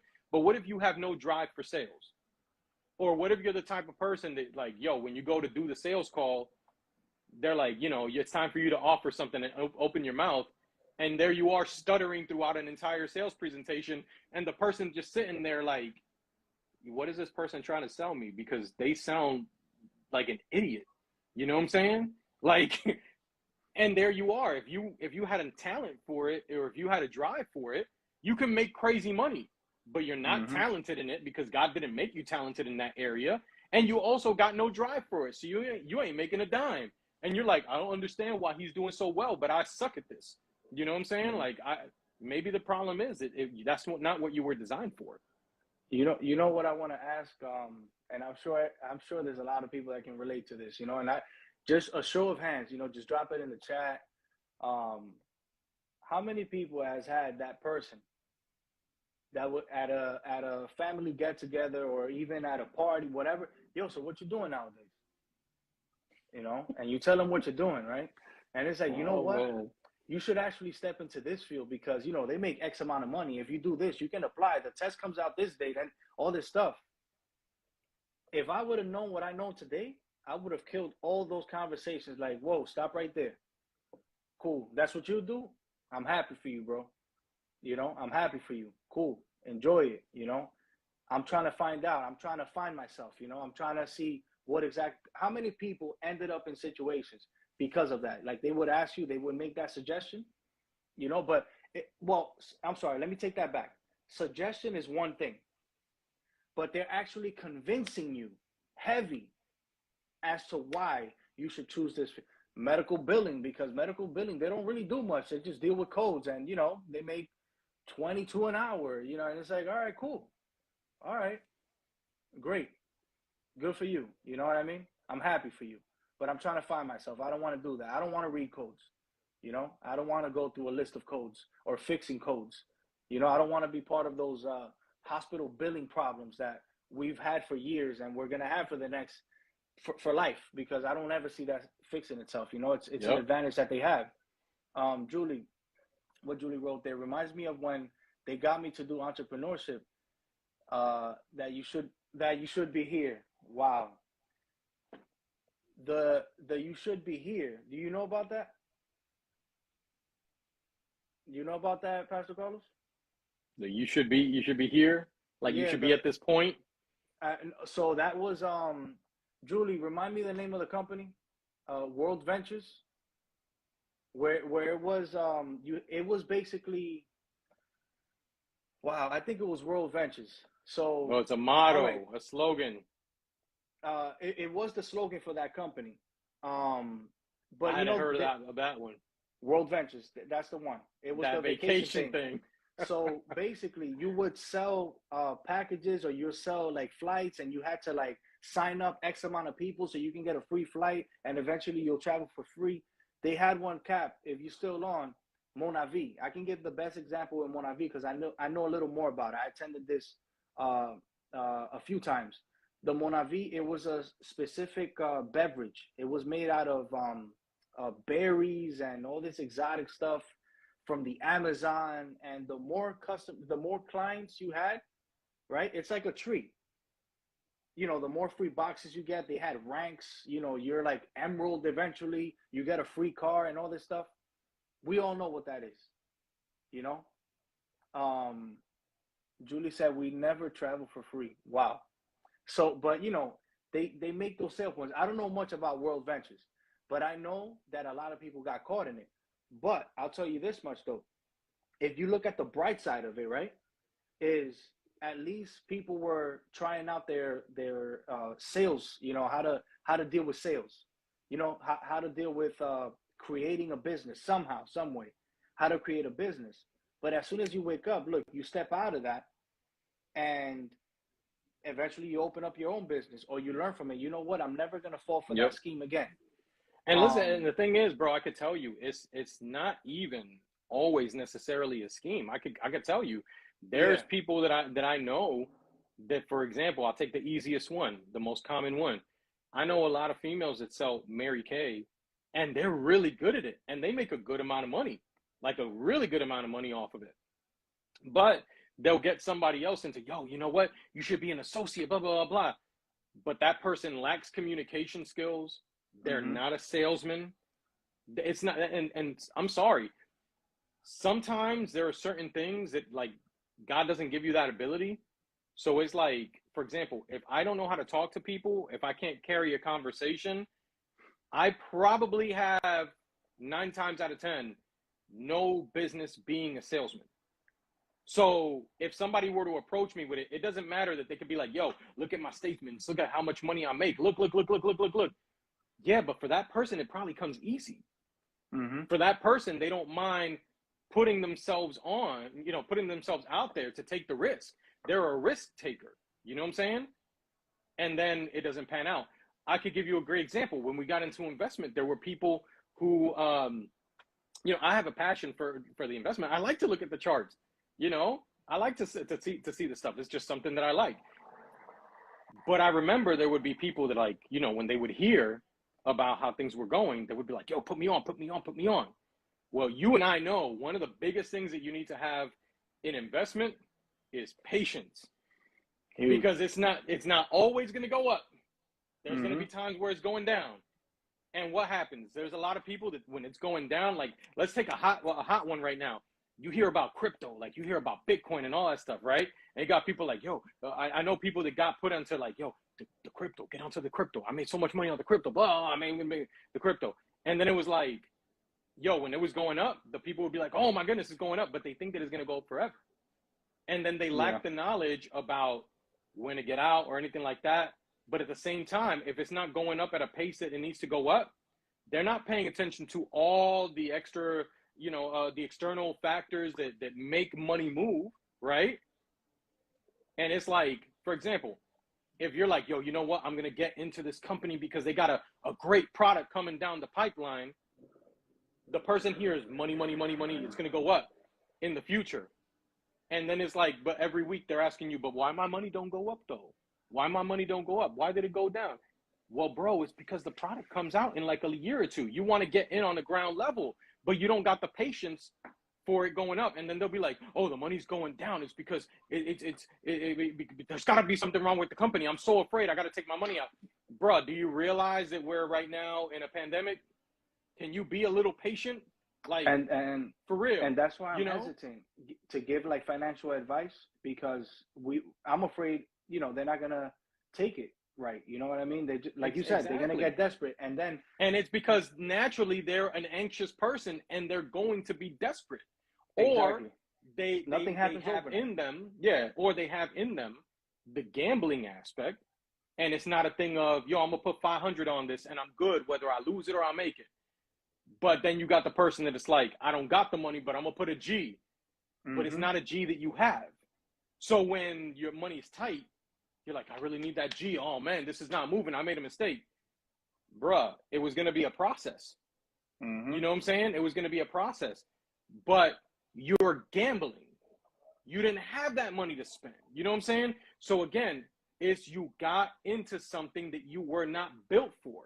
the same way that you got into something for sales and you weren't built for sales. Mm-hmm. You got into something for teaching, but you were not a teacher. You don't got the patience to teach. You know what I'm saying? It's not to say that you're dumb.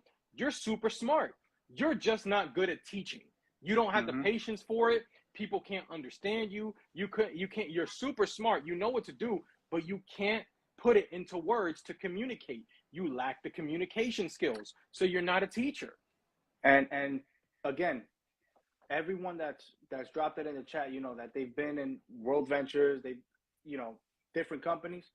The good thing is you weren't afraid to jump in it. You jumped in it, you got the experience, you knew it wasn't for you or it wasn't right, you know what I mean? But at least you had the experience, right? And you just kept going. So at least, you know, we go with that. And there's a lot of things that we can learn from it moving forward. A lot of skills that we gain being in something that we really don't like, but there's a lot that we actually gain from it, right? And it's like, you know what, I can take this on to something else. Like Cap mentioned, because I remember when Cap was in Monavi, and I actually attended a few sessions, you know, and that was actually pretty cool. You know, but you know what I did? I wasn't able to make the sales because that doesn't mean because I wasn't able to make the sales that no one else did. There was a lot of successful people in those meetings, but I could tell you this much: I couldn't make the sales. So guess what I did? I consumed every single bottle, every single one, because it was healthy, right? So if I'm not gonna make the sale, let me go ahead and consume it. I work out. This is gonna be beneficial to me, so I did it anyway. I like what C mentioned there about Herbalife. See, I don't want you to think that I missed your message. I saw Herbalife. My mother-in-law is forever trying to put me on. There's a lot of people trying to put others on with Herbalife.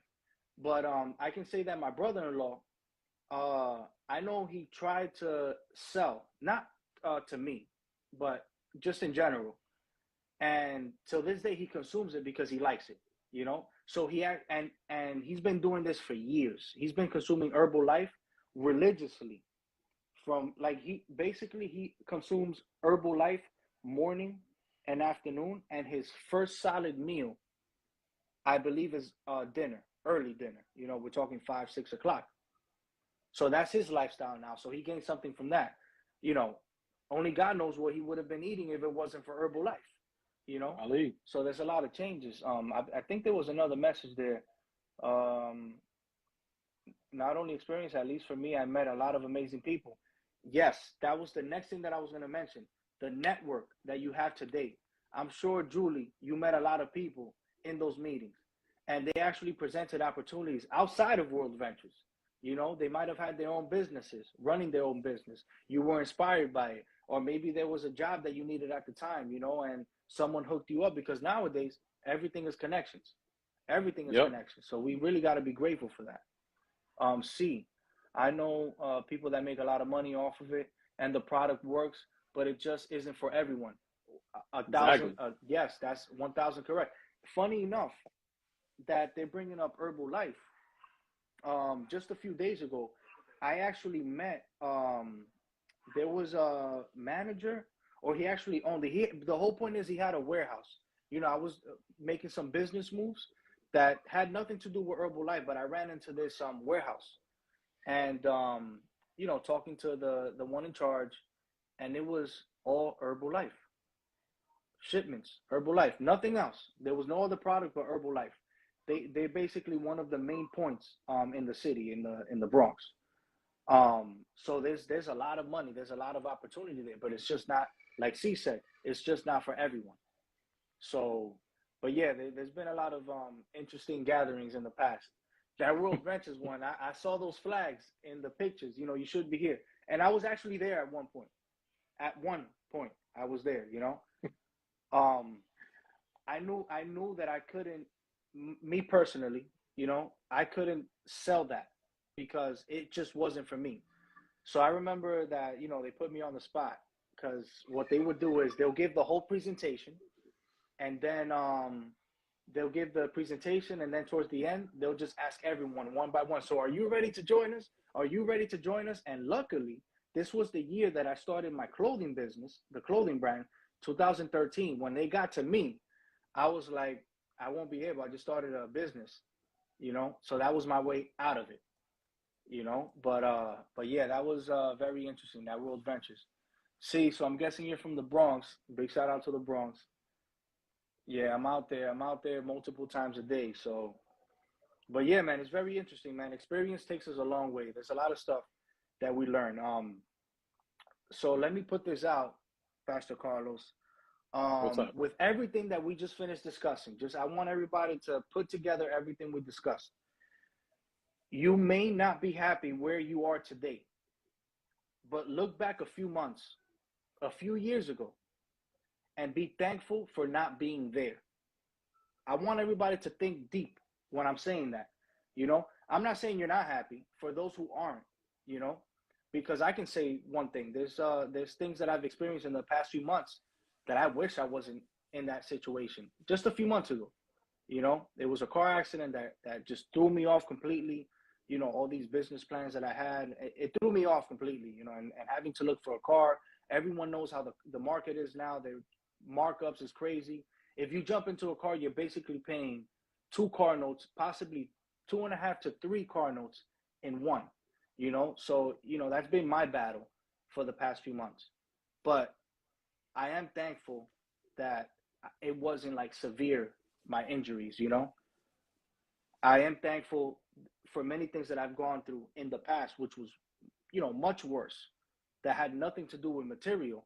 I'm thankful that I'm not there anymore.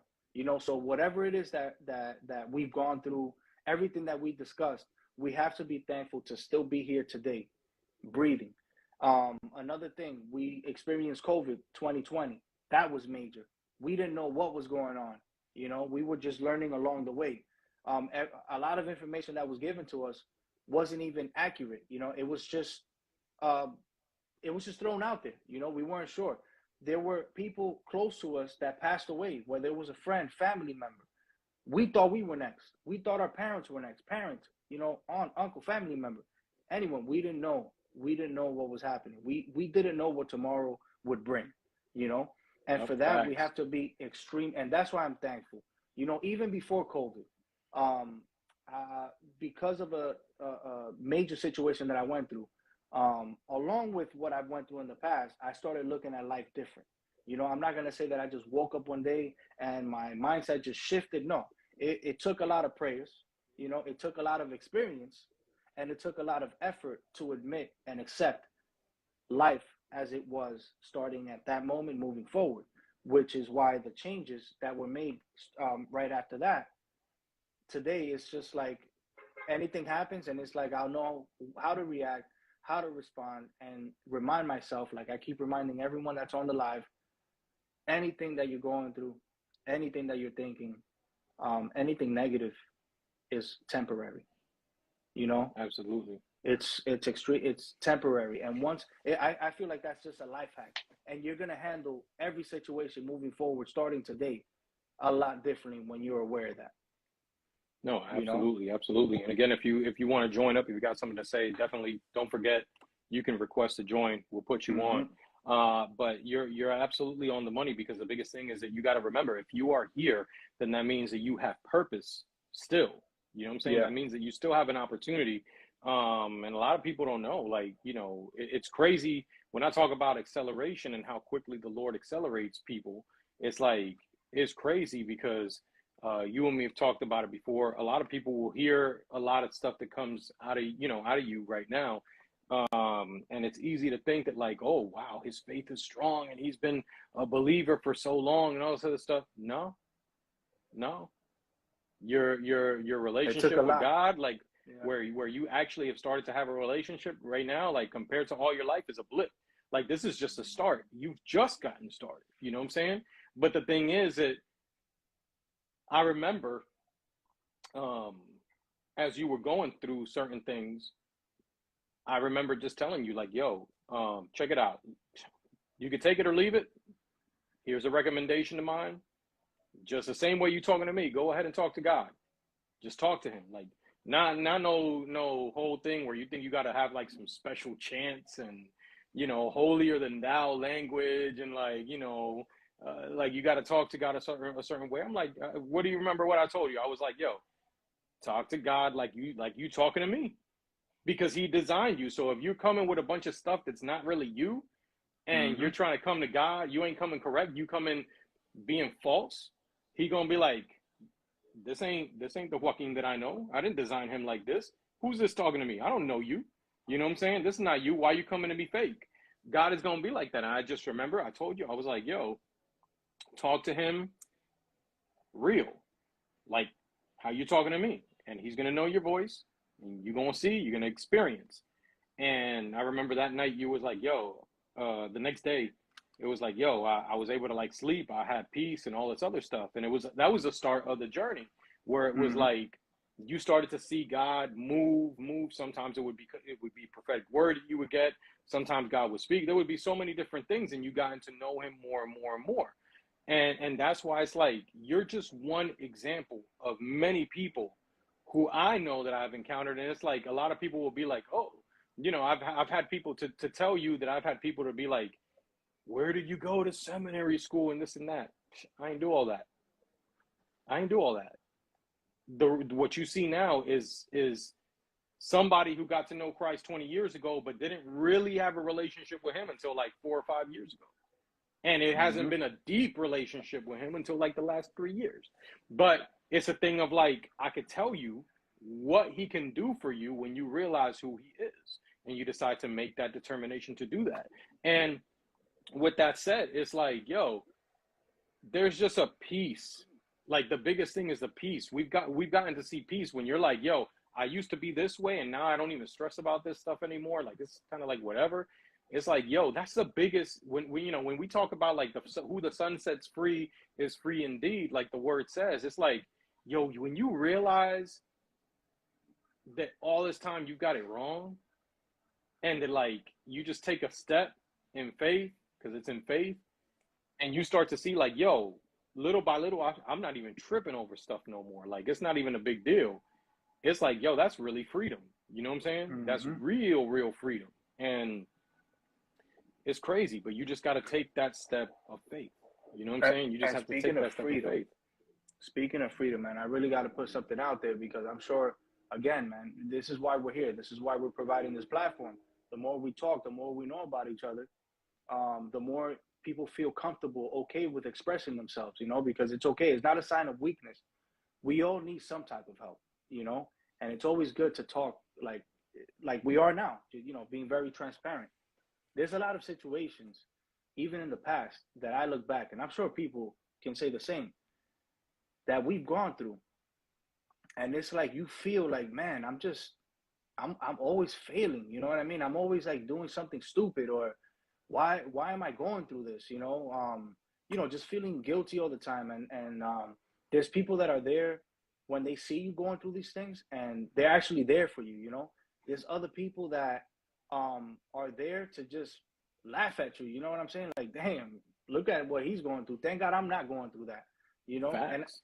mind you, it doesn't have to be direct. People aren't always going to be direct, like tell you that in your face, but Most of the time, they'll do it in the darkness. they'll do it They'll in the do it in the darkness. darkness. They'll do it behind your back, and it's like, laughing at me. And now people see me today, and it's like, I'm sure they're thinking, damn, like how he made it happen, how he broke through. And it's like people don't know what people like me that was very vulnerable and weak in some ways, or even possibly many ways, what we go through. And when they see the way we express ourselves today, be the way that we think, the way that we handle ourselves, the way we move, is because of my past, right? And now it got to a point in my life where I'm like, man, I'm just avoiding so many things, but it's because of the decision making, because of the experience. And that's why I have to be grateful for, because if it wasn't for that, I might have been vulnerable today. I might be in a worse situation today, and that's what I want Absolutely. everybody. I want everybody to think that, just put that in your head. Whatever you went through it's the reason why you're still here today. Whatever you went through in the past is the reason why you're still taking that breath you're taking right now. Whatever you went through in the past is the reason why you're not in prison today. Whatever you went through in the past is the reason why you're not in that relationship today. If whatever you went through in the past is the reason why you are in a better relationship today. Anything you went through in the past is also the reason why you're in the job you're in today, in the Yep. situation you're in today, in the path that you're taking today. I can keep going for days, but you get the point. We have to stay strong. There's going to be a lot of things that happen. And as they happen, all we're doing is learning. We're not failing, we're learning. Replace failure with lessons. Because I take everything as a lesson today.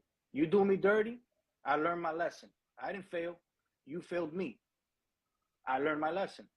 Now, we've been on the other end of the stick because we're not always right. Okay? So now we've made mistakes and we've made errors. We have to learn how to admit and accept. You know, we can't be out here pointing fingers. You know, we let ourselves into that situation at times. You know, there's not always people leading us into the situation. I want to put this out there. Um, and I already mentioned it briefly, just talking, a few minutes ago. People may know about situations you've been through, and some may feel bad about it, and others may feel like you deserve it. Very few will know how you've been blessed through the dark moments and how you break through these moments, right? We also have to think about something. I just finished saying a few seconds ago how it depends what end of the stick you're in, right? Sometimes you're the one that did wrong, right? And there's also people that do us wrong. Now, I want to put this message out. There are bad people in this world. There are, right? Because it's easy to say, oh, this person did this to me, or I went through so much with this person. And it doesn't have to be with a person. It can also be with a job. It can be with a place, there are bad people in this world, but there's also people who don't know any better at the moment. I'm going to repeat it one more time because we have to have a full understanding so we know how to move from this point moving forward. There are bad people in this world. Yes, we know there's people out there with bad intentions. They want to harm others, whether it's verbally, whether it's mentally, emotionally. They're aware and they want to hurt others. But there's also people out there, which is sad to say, that they're harming others and it's really not their intentions. They just don't know any better. They've gone through situations. They don't know how to handle it. They didn't learn from it. And it's all they know. And it's like, you know what? I went through it. Someone else is going to go through it. Maybe they're damaged and they need someone to heal them. Maybe they're damaged and they need this conversation that we're having.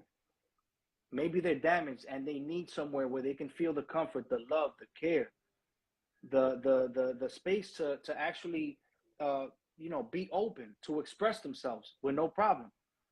Because it's like we said, some people don't want to express because they feel like it's a sign of weakness. So it is what it is. Life, we just have to take it as it comes. Thank you, Sally, and see, thank you.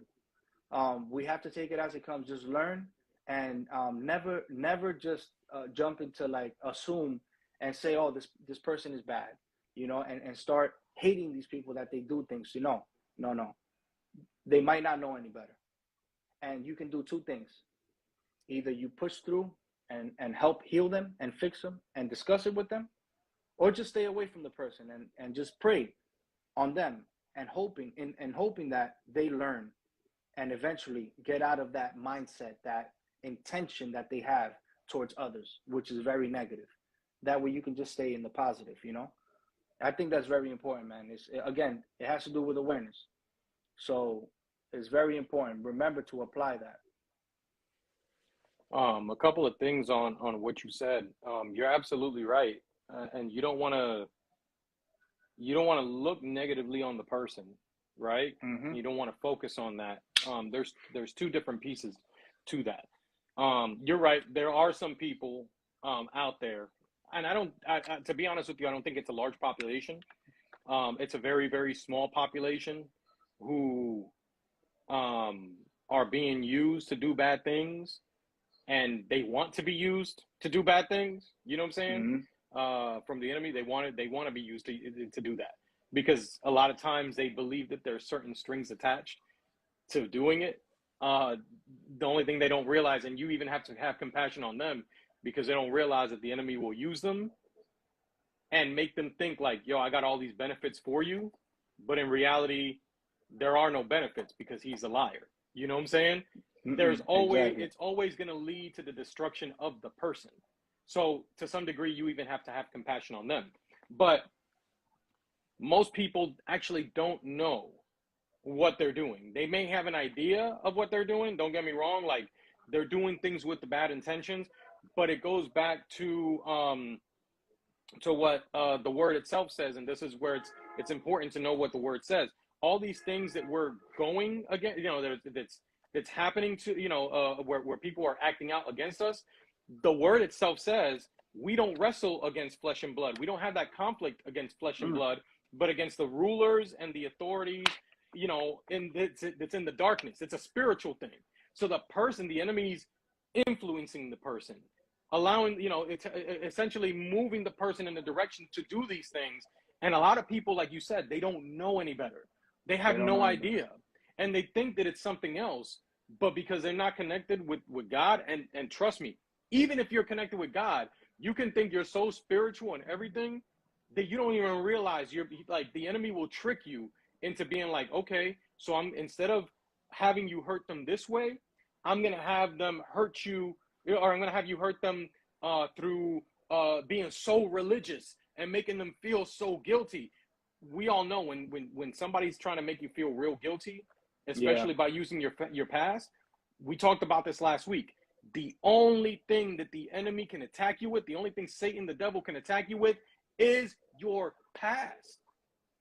Because he doesn't know the future. He knows that, that God says he has nothing but good things in your future. And he's not your present, so he can only attack you with your past, which is why most of the time you feel so guilty and you feel so bad about these things that it's like, you think about it, half the time when you're not moving forward, why is it? Because you're so stuck with something in your past. You're carrying the baggage. Yeah. You know what I'm saying? That's 1,000. So it's like, when you realize that the people that are doing the wrong things, it's not even the ones who are doing the wrong things and know that they're doing the wrong things. It's not a physical battle like they're choosing to do it. They're getting influence from somewhere else. Exactly. Biblically, that's the case. And the thing is, but there's two parts. Number one, you need to realize that it's not coming from them. There's an influence somewhere else. And sometimes the influence is something like they get an idea 5 minutes ago and they start acting out in it. Sometimes it's ignorance because they've been conditioned that way because of stuff that they've gone through in their life, and it's a reaction to certain things. You know what I'm saying? So they start having they start lashing out with certain things, but it's because of the trauma in their past. So it could be a 5 minute ago thing that they just got this idea and they're acting out. Other times it could be something that's been brewing from stuff in their past. But at the same time, it's like, you need to have the compassion for them. And we lack that compassion. Most people lack that compassion. It's like, this person is doing wrong, forget them, and you start acting out towards them. Guess what? You just allowed yourself to be used by the enemy because you lack compassion, because you would have realized that if you were doing what God was calling you to do, you would have had compassion for them. That's not to say you would have been their best friend, but you would have been like, yo, I don't know what they're dealing with. I don't know where they got this idea. I don't know how all this stuff happened, but I'm realizing that's got to be something that they're dealing with at home right now. That's got to be something with their past. That's got to be they're having a bad day, whatever it could be. But you got to ask God, what is the cause? I see put right now, discernment. Absolutely. That's the key word. You get 100. The discernment from God that it's not coming from the person. It's coming from something that the enemy has done to the person that's allowing them to be used in this moment as a distraction, so that hopefully you can either be distracted or you can be caused to do something. And guess what happens? If you do something, later on, you'll be like, dang, I shouldn't have wasted my time. I shouldn't have gone ahead and acted this way because now I feel guilty, for doing that. You don't know how that's going to happen. But so that's one piece. But the other side of it is when you know God's word, and this is why it's so important to have the connection with God and to know the word, right? To read his word, to be able to hear a preaching regarding it, because sometimes maybe you're not so good with understanding the word and you don't get the discernment that well by having the word, but maybe you're hearing a preaching for somebody. Maybe you're linking into a conversation like the conversation that we're having right now. And you're like, yo, I didn't even realize that this was a thing. Like, I didn't really realize that this was, what God was talking about. If you realized, yo, there is going to be people who are, who have pride, who boast about things, who are ungrateful, who will stab you in the back, who will not be loving, who won't, who will lack forgiveness, who will be cruel and hate the good things, and they will love the bad things and all that stuff. Yo, when you realize that was in the word and that was written like 2,000 years ago, you'll be like, dang, that's what's going on right now, though. So yeah. I shouldn't be surprised when somebody's doing something behind my back and is going to stab me in the back, because the word said that would happen. You shouldn't be surprised when somebody, you see nothing but pride on social media, because the word said that would happen. You shouldn't be surprised when somebody's going to be ungrateful, because the word said that would happen. But at the same time, the word would tell you those people are blinded and you need to have compassion for them. Now, compassion doesn't mean let them walk all over me. Compassion means, all right, God, what you want me to do? Do you want me to like just ignore this person and not pay any mind? Because when the enemy sees that he can't use this person against me, he's going to let him go. You know what I'm saying? Like, it's about asking God for the direction and the discernment. But a lot of times what happens, we're so blinded that when we start to see all those negative things, we ourselves can be used to act the same way. And that's why we got so much hatred toward each other. Which is why we have to discuss both sides, because sometimes, sometimes we can be the victim, but many times we can actually be the cause of the problem, which is why we discuss both. I wanted to mention, Pastor Carter, so real quick, so I don't miss this message, Capsec conditioning. They have been conditioned to behave in a certain way, 100%, everything that we just finished mentioning now. Leslie would like to join the live. Get her on. Let's get her on. Has great insight. Yes. And again, if you want to join the live, request to join. Don't stay there thinking you don't have anything to contribute. Believe me, you have something to contribute if you feel comfortable. If you feel that you're being moved to say something, to share something, put it out. Believe that. What's good? So we didn't have any trouble connecting with you this time. So I know this is real. What's coming is real. Listen, guys, I don't know what to say, man, because I came in. I'm like, it's Thursday. I got to get home. I got to listen. This is all I was going to do, because I promised myself that I was not going to interrupt, that I was just going to listen. And interrupt. You got to never an interruption. Never an interruption. Never an interruption. And then I'm listening. Thank you. Thank you so much. I'm listening to you guys and I'm like, oh my God, this is my day every Thursday. I don't understand. It's like you guys have the script of whatever's going on my day. And I'm still staying quiet because I'm like, oh, good point. Oh, I can't talk there. And I didn't really want to spend too much. But I don't know what it is with this Thursday thing. Let me tell you. Of everything that you guys have said that I caught, and I do have, of course, my little story of the day, purpose, okay? Purpose is what I'm what I'm hearing from all the things that you said. God has a purpose for what you do, what it is what your life is, and what you're going to say to people, how you're going to influence them. One of you, let me see, Joaquincito said something that I was like, and then I kept myself like, okay, that's my cue to just stay here and listen. I'm not going to get on. When you said that people are always giving you, man, you don't know, this is like wisdom beyond your years. That people are always telling you like, oh, this is the thing to do. Let me tell you. That's a multi-part thing, but one big one is that I don't think people really mean harm, but it's about, oh, I know something. Mm-hmm. Let me go and let people know that I know. The majority of times it's about that. You know, like it's about like I'm not doing, and maybe I am, but it's not that big. So let me go and open it. Let me put that attention towards me. You know what I'm saying? Yeah. Because really, and I think you mentioned that as well. Everyone has their own purpose. Definitely. You know, and as we grow, we know everyone has their purpose, their own ways, you know, their own thing that they want to do. What is the point of me, you know, telling you, hey, you know, this is what I'm doing today? Why don't you do it unless it's going to come back to me? You know, and a lot of things in life are about that. Let me bring it back to the attention to me. Let me bring it to something that's going to benefit me, you know, because, you know, like I said, every knowing that everyone has their own purpose. Why am I going to bring you into my own thing? It's because it's about me. That's one point that I was like, oh my God, like Leslie, as you said that, I it's funny, we start to be in sync because the Lord wants to talk. It reminded me of something. It reminded me of something. It reminded me, and it's perfect that the Lord has given me this one because most people know this one, huh? Brandon, What's up, Brandon? What's good? The Lord was reminding me of David and Goliath.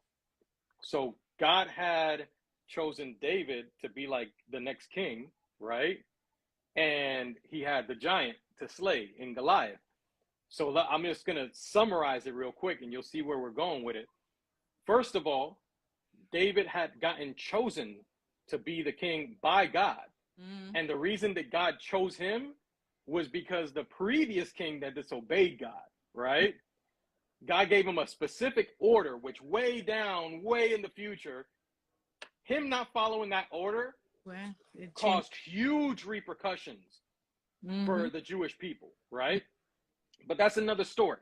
But bottom line is God chose David. Number one, David wasn't even the one, like when that prophet went to go find him, it would be like, oh, it's got to be his brother because he's the oldest. Nope, that ain't it. It's got to be the other brother because he's handsome or whatever. No, that ain't it. It's got to be this one because of this. No, that ain't it. And it's like, yo, but it's the youngest. It's Shorty over there. You see what I'm saying? So it's like God chose who he chose for the purpose that he chose. But then the biggest thing is that when he went into the battle, when Goliath comes in there, he's talking his mess. Oh, I'm going to destroy all y'all. You guys can't mess with me because I'm the giant, blah, blah, blah, blah. Number one, first person who steps in. Yo, you know, David comes in. Yo, I'm gonna go murk this giant. It's over. I'm gonna destroy this giant because he's talking mess. He's talking mess about my God. I'm gonna destroy him. Y'all ain't doing nothing. I feel like God is calling me to go do something. So God had a purpose for him, like to do something that was seen as impossible, to go do this. Now nobody stepped up. There was not one soldier that stepped up to go fight that battle. And these are battle-tested dudes. Like, this is the army. I mean, you would think they'd step up and battle him, but like everybody was scared, right?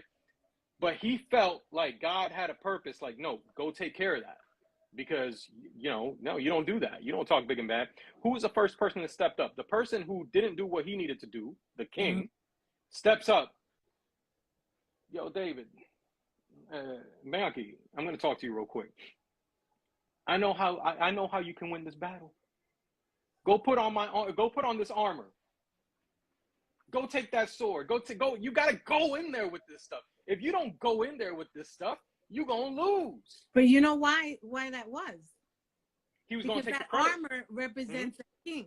Exactly. So it was a thing of like, if you go win that battle, I had a hand in this because I'm going to be able to tell you, go put on that armor. So if he goes and beats him, who could take part of the credit? Not all the credit, but who could take part of the credit? The king, because the king going to be like, yo, I put this armor on you. I like that. I told you to go put that armor. But what did David go? He's like, nah, I don't think I'm going to do that because God ain't tell me to do that. Mm-hmm. So I'm going to go roll in there with exactly this little slingshot that the Lord told me and these rocks. And I'm going to go whoop his butt. Mm-hmm. I'm going to go. I'm sure the king looking at him like, yo, I gave him this advice. He's crazy. He's going to go get killed out there because he ain't put on the armor that I told him to put on. Right? But that wasn't the only one. As he's going down, he has this soldier. He has his brother. Yo, what are you doing out here on the battlefield? You ain't supposed to come here and fight. Go back home. What are you doing? Nah, I'm going to go kick his butt because ain't nobody else doing it. Mm-hmm. So he goes, and his brother, attitude problem. He's crazy. What's he doing out there? He ain't want to listen to me. I know what's best for my brother because I'm the older brother. Nah, little brother wasn't going to listen to that. And as he's going out there, you got this soldier and you got that soldier talking about put on this, go do that. All these people who know what's best, but none of them want to go fight the battle. But you know, right? You know. Mm-hmm. You know. And of course, the giant comes in all big and bad. Oh, what are you doing? Like, who you think you are? But God has him sling the rock perfect to go kill him. You know what I'm saying? But if we go and we factor that into like today, right? Yo, how many people, like, you go and you go do something, you feel that you're called to do something, right? And everybody want to go put their 2 cents in. Number one, you got people that'll be like, you feel like, yo, I need to do a business, or I need to do this relationship different, or I should take a chance with this, or I should take a chance with that. None of them want to do it. Mm-hmm. But the moment that you go do it, everybody's an expert. Everybody got something to say. Everybody got, the advice. Everybody going to tell you what to do. And you'll be like, nah, you ain't even doing it. I'm going to go do it myself. And guess what? Just like that army, just like that king, everybody going to talk their mess. Mm-hmm. And and the important and the crazy thing is, look at what happened afterwards. When he goes and he slays the giant, the king's talking mess. Mm-hmm. The king's jealous. The king wants to kill him. You know what I'm saying? Down the road, because God was like, this is who I chose. You know what I'm saying? Notice he had nothing but haters. Yeah, he had some people that were faithful, like, yo, he's God is with him, obviously, and they want to roll with him, and there will be people that will benefit off of you and they're going to be blessed by you. But you, on top of that, just like David, you're going to have a bunch of haters. They're going to be like, yeah, he's doing it, but he still should have put on that armor I told him. He should still have taken this advice that I told him to do. And all they're going to be doing is talking about all the things that I hope go wrong for you because you didn't listen to me. Yo, it's happened in the past. Mm-hmm. You're gonna encounter it. You're gonna come across it. Don't be surprised, because when you're walking in God's purpose, there's gonna be 1,000,001 people coming in being like, I don't know why you're doing that. You wasting your time. I would do it different. Yeah, but you ain't even doing it to begin with. Why are you talking? They're not they're not even in the field, You're not even in the field. Why are you talking? Let me do me. Let me do what God is calling me to do and stay out of my business. Exactly. Absolutely. See, and that's the thing. We're not taught. We're not reminded. We're not taught. I don't know what the word is, that we have purpose. Everyone has purpose, and everyone has, they have a journey that they have to. We've talked about this before, I feel like, right? You have your journey that you must follow, that you must join. And I'm telling you guys, now for the testimony part of what I was going to say. So I've been looking for what I'm going to do when I grow up. And, and so I have my job, but I'm telling you, I don't know, it's so crazy because I even put my resume on Indeed, like public, to see what happens. And I've taken some, I've gone back to school. I'm trying to be creative because look at my age. I'm almost, I'll retire soon, let's say. Today I went to an interview and I thought it was I really didn't even think it was a real thing because it was late and it was like a little shady. And the funny thing is, and it comes back to things that you have said here, that I'm like, oh my God, I'm like going to jump up and down, like really like, like, wah! That kind of thing. Because I didn't know how this was going to, like how my day was going to be which you do all the time, but like how you were going to touch on whatever I know that happened on that precise day, you know? So anyway, so I go to the interview, and I'm looking at this person, and they ask you like, okay, so tell me, why are you a fit? And all of a sudden, and I'm trying to be nice, you get a little nervous and whatever. What came out of my mouth, I wanted to stop it, because it just, like, I still hear it, and I didn't mean it to come out like that. But I know that every time I open my mouth, I was like, oh my God, what are these words? It's because I've been prepared. It's because I just know how to do this. It's because it's my gift and it's what I do. Every time I open my mouth, it sounded like that. And I'm telling you, I was like, oh, this is not normal, because there's a way of speaking. And I got quieter and the words out. You know what I'm saying? And I come from where everything that I wanted to do when I was younger, I couldn't do because people weren't understanding what that was. It wasn't about my gifts. It was about what was expected, and it used to be like that. Because if you wanted to do something, oh, who are you? Why do you want to go away to college? Why do like, this is not what people are doing. And I didn't think that was going to continue, but it's the same story all the time. So at a certain point, I got to where I was like, you know what? I'm not even going to do anything, and I started many things, and it's like, well, this doesn't seem to be what people are, you can't waste money, just like you're saying, because who's going to pay for it, and all that. And so none of the things that I'm telling this woman are things that I went to school for. It's just the things that life prepared me for. The experience. And Yeah. that's good. And then I left, and I'm like, you know what? I don't even want her to call me, because I'm not going to work for her, but I'm good at what I do. I was prepared. This is my purpose. And so I come home, like I said, and then you're talking about the same thing. Just to pinpoint, because it's a really big lesson in life. Everything that you're going to do, in life that's meaningful is going to be what you are here for. And it's not to say don't go to school or whatever, because I would never say that, because those are good experiences, like you guys were saying. But know that you will have to live your purpose, whether you're going to, whether you are go to school, whether you listen to whomever, because that's what you're put here for. And you'll know it, and you will develop that. However, life is, and at my age, I could tell you that, because I'm telling you, at the end, and this is where I'm gonna, this woman says, well, I can't really tell you. One of the questions that I asked is, what's your 5-year, your 5-year plan? But, you're almost retiring. Because then finally, I don't know why she asked me my age, but, I'm not almost retiring in 5 years.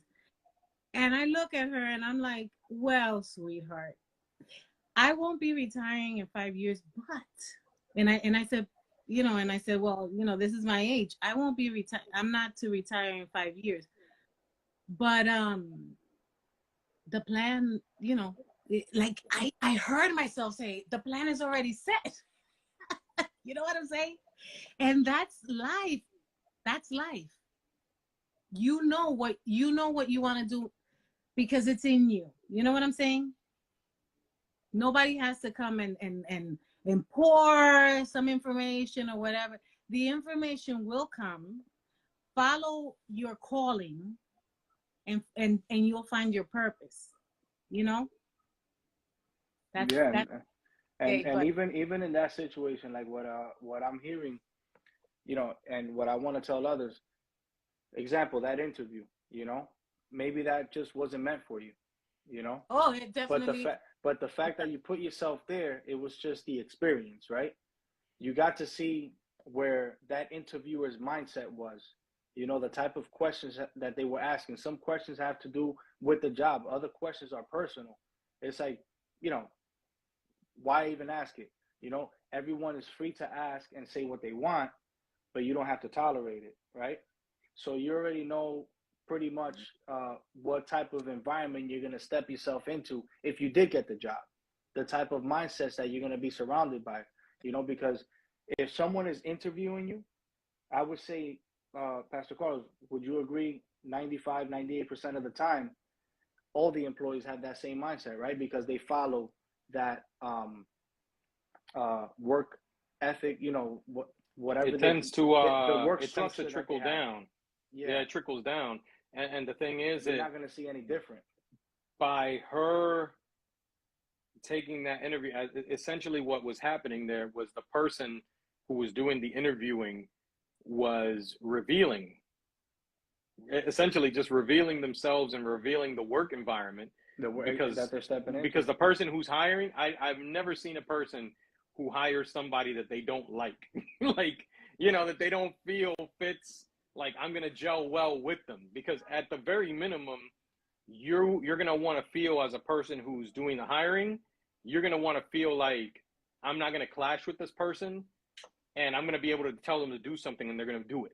You know, if you're in that kind of position. So usually the people that will be there, if they hired them, I should change, you know, I should say, because there could be people from before this person came in, you know, but if they're the ones that hired them, usually they're going to follow a similar mindset, because they're either going to have fit the bill of what that person wanted, or they're going to be somebody who's essentially going to be willing to do what that person wants, or even change the way that they act or do things so that they can, you know, fall under that person's good graces. So essentially that person gets to set the tone for the environment, you know? Right. You know what it is, Carlos? You as an, I mean, I don't know why I'm going there, but I'm maybe this makes sense. The thing is that, and this is what I left with, because this was an interview at 6:30 p.m. I mean, you know, like I'm telling you, I was like, oh my God, what's going on? Because that's not a normal thing.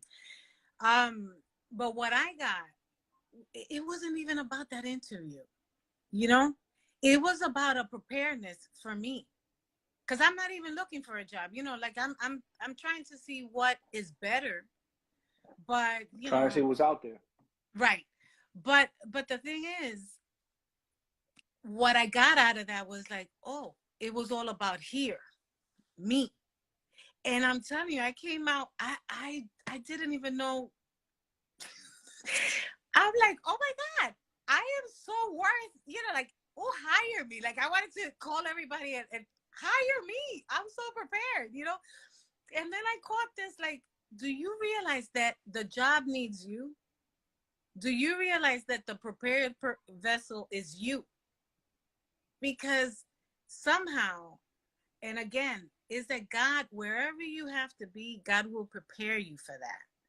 And I don't know, Carlos, if you have a reading on this one, but it's said, you know, it's like all over the word, you know, the word is always saying that God will prepare you at levels that you just like David.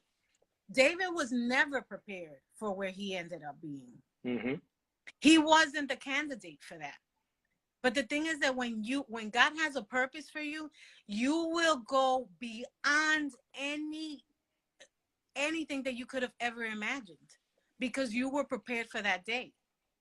You know, in fact, that falls in line with, like, the fact of something that you said earlier, like, oh man, I couldn't even imagine, you know, I couldn't even understand like how I was letting certain things like go out of my mouth and stuff like that.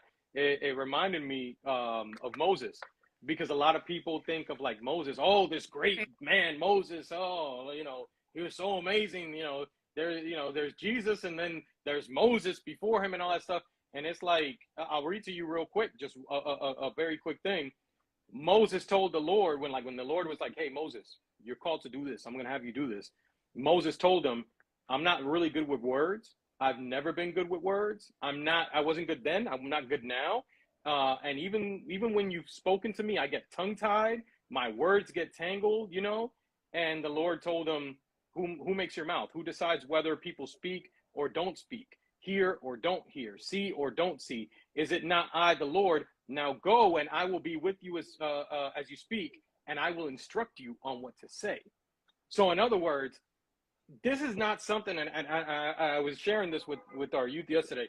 This is not something that like, oh, that just happened in the past and it happened with Moses and it's never going to happen again. No, nobody that's following the purpose of God does anything by their own merit. They do it because if God calls you to do something, he will be the one to supply for what you're going to do. So if it's finances that you need, he'll supply your finances. If it's the intelligence to do something, he'll supply your intelligence. If it's your know-how, he'll provide your know-how. If it's the strength, he'll provide your strength. Whatever it is that you need to fulfill the purpose that he has for you, if you're like, yo, God, I want the purpose of what I want me to do, of what you want me to do. You could have been, you know, because we've been talking so much about school, you could have been studying to like be a math teacher, right? And not know anything about computers. And God could be like, yo, guess what? I got something great for you. You're going to go over there and you're going to do computer work, but I don't know how to use computers though. But I could teach you. I could give you the know-how. And there's so many people. I think the person who's joined us last few weeks, Sasha, I think Sasha had shared like, yo, I'm doing security and I never even done security work before. Like, what? You know what I'm saying? And it's like, yeah, but when God says that this is where you need to be and this is what he wants to bless you with, half the time you're going to be, you know, or most of the time you're going to be somewhere where you're probably not even qualified. And you know how you know that he was the one to provide it? Because you'll be like, I could have never done this on my own. What am I doing? And it'd be like, I put you there and I'm giving you the knowledge. I can't tell you how many people I know that have gone somewhere and they get blessed with something. And for example, if it's a job, they'll get blessed and the person will be like, you know what? I need somebody. And I just feel like you're the person. I'll even go and put you into training. Like, we'll pay for your training. But hold up, I thought you needed this position right now and I'm not ready. No, I don't think you understand. I need you now and I like you and I'm going to put you here and I'm going to pay for you to be trained. I've seen so many of those instances and it's like, who gets the glory? God gets the glory because you could not have done it yourself. Number one, he put you there. And number two, he gave you the ability to do it or ended up giving you the resources for it to be done. And part of Sasha's story was that she wasn't happy where she used to be. You know, she used to work in retail and she wasn't happy with that, ended up in security, and now she's happy. You know, she's great. From what I've seen, you know, she said it even in the chat. She even wanted to join the live at one time, but then I guess, you know, maybe she didn't feel comfortable at the moment. I know eventually she's gonna join us, just to put that out, her testimony. And no, go ahead, Leslie. You don't hear a lot of people like the greats never ended up doing what they went to school for, what they were prepared for. You know, even people like in the music industry, things that they learned are not the ones that make them great. You know, it's like that thing that you had in your spirit and you're like, oh, I pressed this. And it's like, oh, you know, it just happened. So, and you know, I come in with this because, of course, you guys are very young. And I mean, I really hope I have a lot of years. You know, we last a long time. So it's not that I'm giving up. You know, I'm nowhere like near the end, I think. But because I'm a little more, you know, further into this situation, you see certain things and it's like, oh my God, you know, because I'm telling you, do you know the years that I've been working? And now, after all this time, I feel that, and I feel the same way as I felt when I was prepared to do something that I never did before. Yeah. You know, it's that I'm prepared. You know why? Because I was born with that gift, because I've lived it. I mean, the best that I could give somebody is really the total of whatever I've become. When you're younger, you know, you don't see it like that. but there's so much that you come with anyway, you know, that's what should be, you know, again, purpose should be the force. And this is why you get those people, do you, I mean, and it's not, you know, it's good that people tell you, you know, there's a job here, listen, there's an opportunity. But if you're asking, or if, you know what I'm saying? Like, there are times that you're like, look, you know, I feel that this is what I would like to do. Notice that when you do that, everybody's against you too. But all of a sudden, somebody could come and confuse you. Oh, you know, the jobs that are the job openings or whatever. You know how many the job openings are right there where you can see them. So I really like that you guys touched on that, because it's just of everything that you have spoken today. I don't know if you notice, everything that you're talking about sort of comes all together. You know, Yeah. you got to do what you got to do. You got to do what you were made for, because eventually you will do it anyway. And God forbid that you leave this earth, you know, with this, oh my God, I should have. That's the worst thing that you can live, you know. Mm-hmm. It's like, this is why we have like this rat race and this emptiness, because I should have, you know. I like that. And every time I touch these things, or I touch upon them, they just take life, because that's what you're supposed to be doing, you Yep. know. So anyway, thank you so much You're again. welcome, Leslie. You're welcome.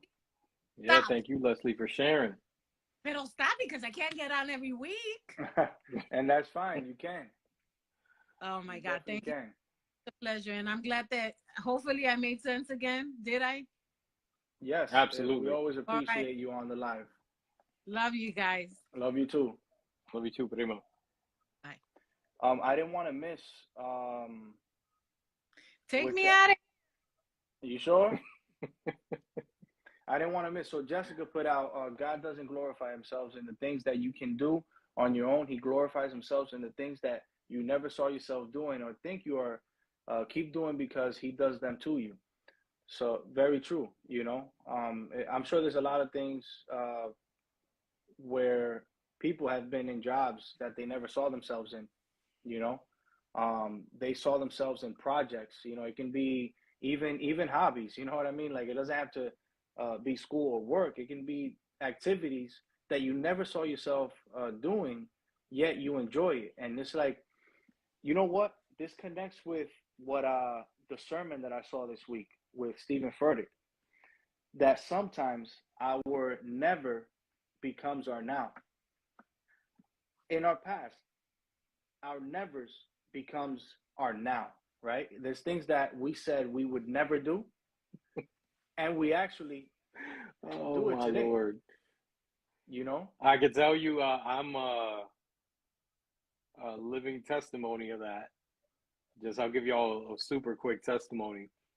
Um, I've never thought myself like a people person, like naturally. That's not me. Mm-hmm. You know what I'm saying? So, um, when you know, once I started to actually connect with God, maybe 5, 6 years ago, and we started to go to a church, it was like, you know, what would I do? It was like, I know how to do stuff, technical, you know what I'm saying?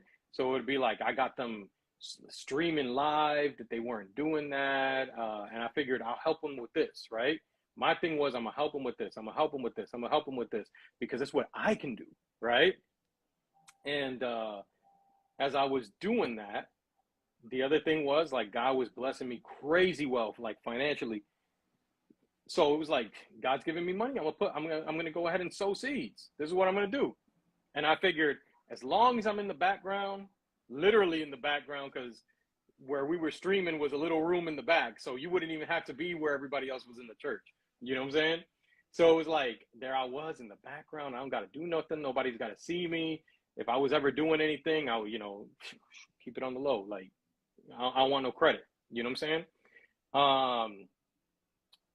And I remember one day, uh, I happened to go over to the sound booth. I moved out of where I normally was at, kind of monitor some things, whatever. And I had somebody that was teaching teenagers every Sunday comes up to me. He's like, "Yo, I gotta go to work." I gotta go to work. So they call me in for work. Could this customer need something? I gotta go to work. I'm like, I bet, I'll see you. No, no, no. I don't think you understand why I'm telling you. You're gonna go teach that class for me. And I was like, you lying, you tripping. I'm not gonna do that. No, really, you're gonna go teach that class right now. And I'm like, bruh, how you gonna, when is this class? Like in 10 minutes. Bro, how you gonna have me go do a class 10 minutes from now with some teenagers? Are you crazy? No, I just feel like God is telling me that you're gonna go do that. So go do it. I bet. So I went over there. Bro, I went in with these teenagers. You already know with teenagers, I mean, you don't want to look like an idiot.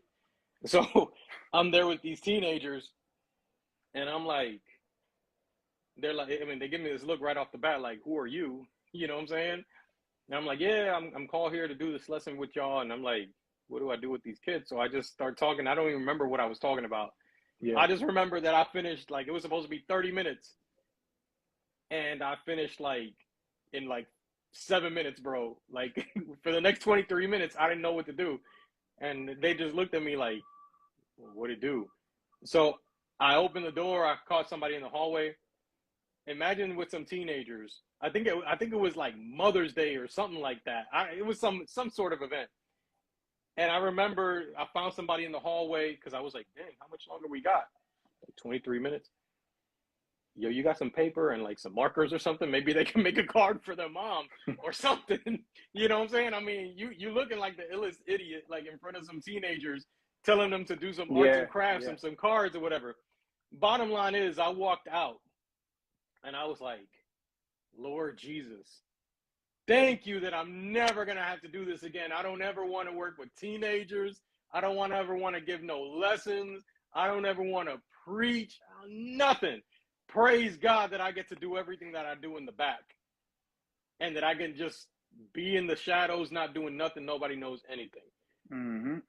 I ended up taking a break from serving for like maybe about 6 months, switch churches, all that. And I'm at a youth conference, the youth pastor at the time goes and reaches out to me. I told the pastor of our church, like, I'm not serving. I need a break. I need a detox, whatever. All right, no problem. The guy went, he's like, yo, I know my daughter was part of that youth group. And he goes, I know that her dad doesn't, he works in his own business. And we're not taking the bus that we were going to take. We got to rent 2 vans instead. And we got 1 driver, me, but we don't have another driver. Maybe he can go because he has his own business. So he can go. You know what I'm saying? And the pastor was like, nope, don't bother him.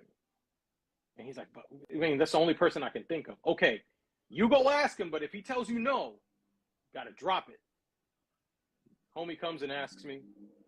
I'm like, all right, I'll go. You know what I'm saying? I'll go. And when we get over there, I mean, the guy's telling me the whole trip. Listen, you can stay in, just drop us off every day. You can stay in the hotel room. You could do your business. You could relax, go to the pool, do whatever you want. But I got you a pass so that you can go to the events with us if you feel that you're called to do it, right? Bro, I was thinking about doing my job and then taking a nap, going to the pool. It's not often that you get a chance to go disconnect from, from the 3 kids and all that stuff.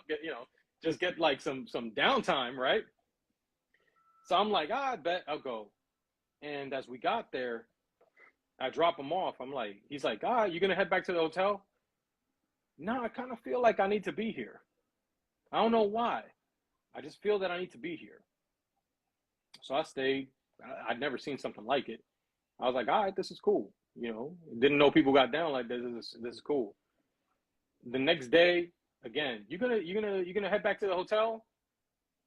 No, I don't think I am. I think I'm gonna stay. And I stayed. And we chilled in the morning, and then we went to a little workshop. And as we sat down in that first workshop, I've shared the testimony with a number of people, but I'll share it here. As I'm sitting there, I literally hear the voice of God. And I've only heard him one other time. And it's an event that that God let me know about like an evening before a certain person showed up about what was going to go down. And it was a warning of what was going to go down to prepare me mentally for it, because it was a big emotional moment for me. And I heard that same voice, and he was like, yo, you got to get up off the sidelines. I was like, what? Okay, you want me to serve? So I'm thinking I'm going to go work in the shadows, right?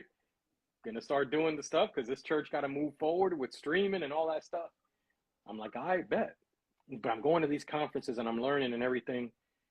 And I'm like, yo, I think that I maybe need to help these kids here a little bit, you know, like just as a helper. I mean, they got their youth pastor. I'll be a helper, you know? So a helper means I'm not going to do nothing. I'm going to pretty much babysit these kids, you know, be like big brother a little bit, you know? Well, like a month passed, not even a month. I think like 2-3 weeks passed. And the youth pastor was no longer the youth pastor. I was like, dang. And God was like, yeah, the youth pastor is not going to be the youth pastor. This was God. This was not man. This was God. The youth pastor is not going to be the youth pastor because that's where I want you. I was like, nah. And then my wife started to feel the same way. She's like, oh, snap. I think God is going to put us in that position. I was like, yeah, that's what I'm getting too. A few months later, there I am preaching and all this stuff, and I become the youth pastor. Something I said I would never do. Yep. Something I said I would never do. Now. And it's your now. And it's my now. Now, it's like I'm not just pastoring youth. I'm pastoring. And you know what I'm saying? What? And that's another thing where people fail. Whenever we say we're never going to do something, we have to be very careful with that. And this is speaking from experience, because that's how we also set limits. You know, that's how we also prevent ourselves from being somewhere where we're called to be, you know. Again, look at that beautiful situation of yours. That could be a job. It can be, you know, meeting people, the right people, you know. Just in general, sometimes we lose out on these amazing opportunities because we, you know, continuously hold ourselves back, whatever it is, because of belief, because of fear, you know. Sometimes we're just confused. We just don't know, you know. We have to be a little more open. So instead of saying never, it's just, you know, stay open-minded. You know what I mean? Okay, yep. that could be me, you know. Let me just see if it is for me, you know. C said God's plans are not the same as your plans. Yep. And I'll actually add to that, with her saying has, God's plans are not the same. Yeah, that right there. Tongue has so much power. So much power, which is very true. Completely true. Her saying God's plans are not the same as your plans, absolutely right. But you know what? God's plans are not the same as your plans. But when you choose to walk in His purpose, His plans end up becoming your plans. Mm-hmm. And I can tell you that from experience, because my thing was business. I was like, oh, business, you know, business. Like, I'm expecting business to be booming, all this stuff. And God starts closing all these different doors and all these different things. Almost like, if you're not getting the point, this is where I want you to be. It's in this. And it was like little by little, he's closing. And I started to realize what His purpose was for me. And nowadays, what I said I would never do, I would now never change it for anything else. The only thing I would change it for is if God all of a sudden were to say, now I have something different for you, which He can always do. And it's like, if He were to say it, I'd easily be like, all right, let's go. What do you want to do? You know, but it's crazy, you know, and she's right as well. When, you know, your tongue has so much power, and believe me, like, it has power for you, but at the same time, you know, it has power to affect other people. Because on one end, you know, there's so many people, for example, people that will be like, oh my goodness, I'm always going to be sick. I'm always going to be broke. I'm always going to be this. I'm always going to be that. Yo, you have no idea what you're speaking, and look at what you're speaking into your life. You know what I'm saying? Mm-hmm. And you don't even know what you're speaking into your life. You have no clue.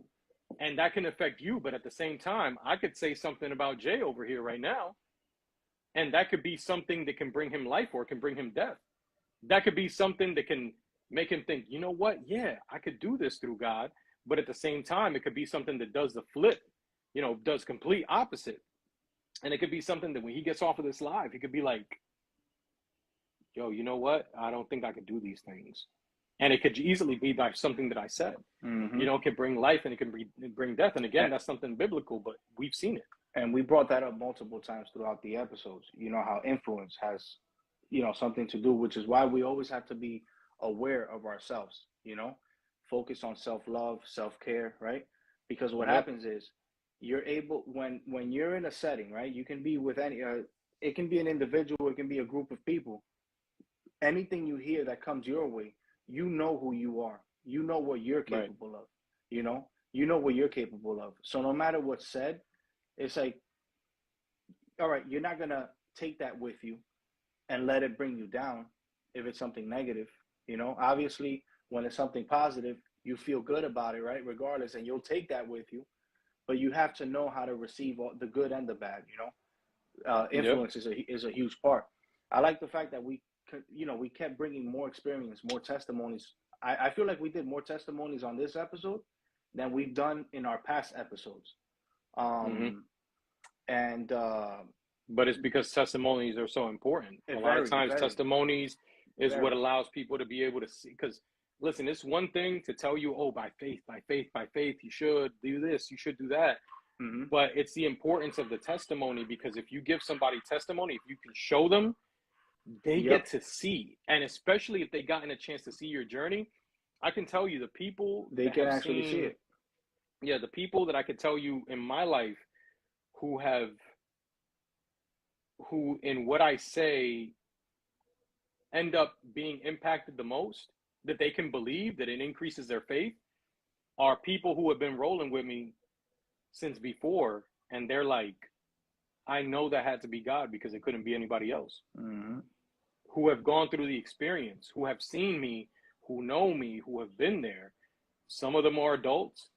Some of them are people that were teenagers and now they're adults, you know, beginning their adult journey. And they're like, yo, I know you from before. And that's not the same you. I mean, it's the same you, but the only thing that I can explain is that it's God working through you, because I know you. You've never been like that. I know you. You've never had this power before. I know you. The only thing that they can explain is like, that's got to be God working through you. So when God does something through me or God uses me for something, they're like, I take that. I believe it. I can see it. Like, I accept that for myself, because they know the testimony. They gotten to see it. So that's part of the great thing about this connection that we have here, is because as people start connecting and more people start to join and start to share things, down the road, you're going to see the journey that this person, you're going to be like, yo, that's Julie Jules with her business. And yo, my God, look, I saw her go from here. And, you know, I remember seeing her in like episode 5, like a year ago, and a year down the road, I seen her business was doing this. You're going to know it was God. You know what I'm saying? And this person here was doing XYZ. Leslie was, and look at what God did with Leslie. Like, for example, I know that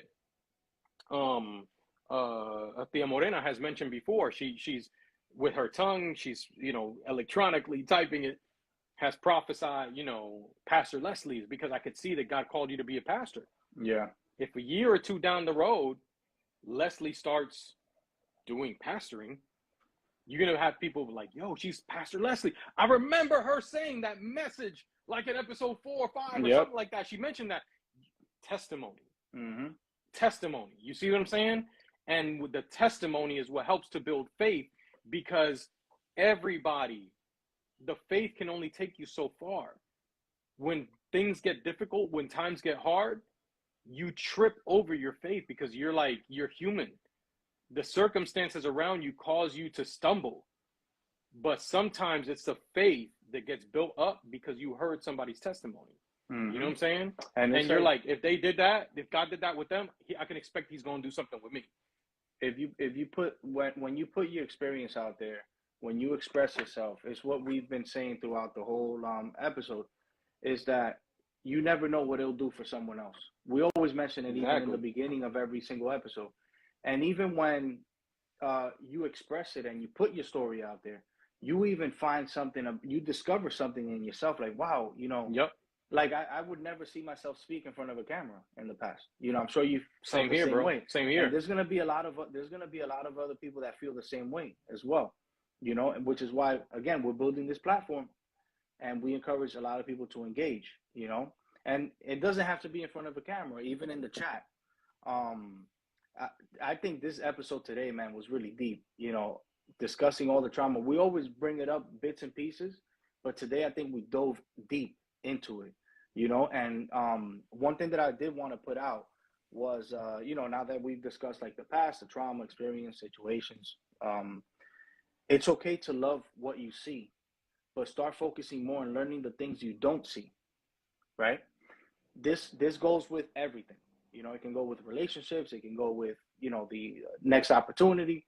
Because let's say if you see someone, right, you're attracted to someone and you like what you see, it's what you see in the outside. You don't know what's going on in the inside, right? So as we discuss the past, the experience, the trauma that we've all experienced, remember there's other people that you're meeting that has also gone through it, you know. And we're not here to say, oh, you know, you don't know what baggage this person is carrying. No, you don't know what experience, what trauma they've gone through, right? So get to know more about that person, learn, get to know each other, you know. It's okay to meet people, right? But don't just jump into it, you know, all the way. It's very important. So I'm sure many people can agree to that. Now, if we look at it in a job, there's many things that we don't want to step into because we're afraid of. And we're not, when I say jobs, I mean even business, you know, like if you want to start your own Yep. business, you know, big shout outs to everybody that starts their own business and they have no fear and they just do it, you know. Or if you do have fear, you know, it's like, you know, you're like, I'm willing to get through. Let me go ahead and give it a try. Try and fail, but never fail to try, right? It's a Yep. quote that's out there. So it's something that we all have to keep in mind. Get to know more than what you see. You know, again, we have so much access now to a lot more things. If you want to change the situation, go ahead and do it. You know, you're not happy where you're at or what you're doing, do it different. You know, decide to choose a different path.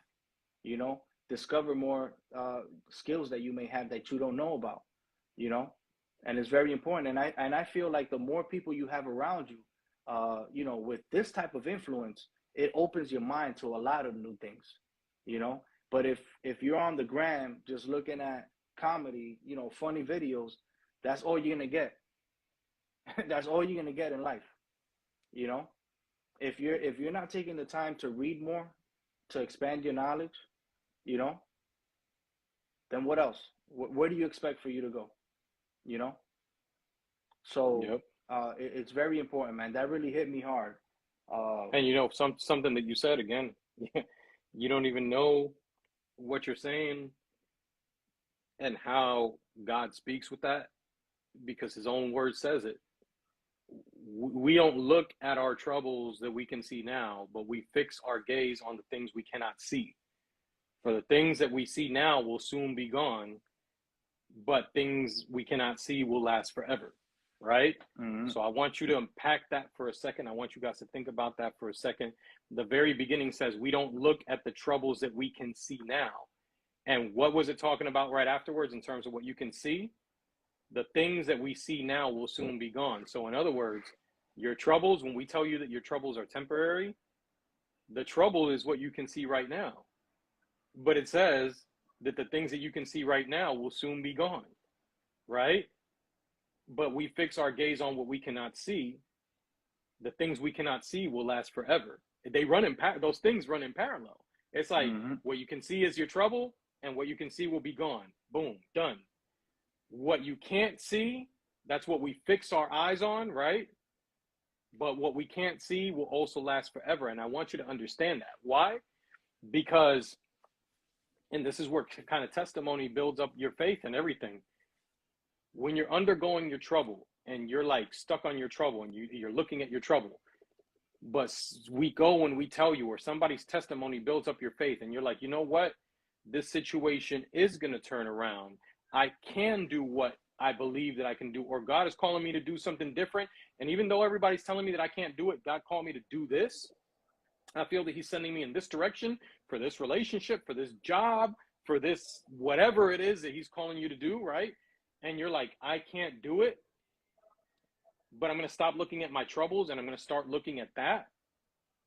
You know what happens when you realize that something can change, that you had the faith that something was going to change and it does change, or you have the faith that you can do something that you're not capable of doing, and it turns out that God does make you able to do it, that lasts forever, because you now experience something that God had for you.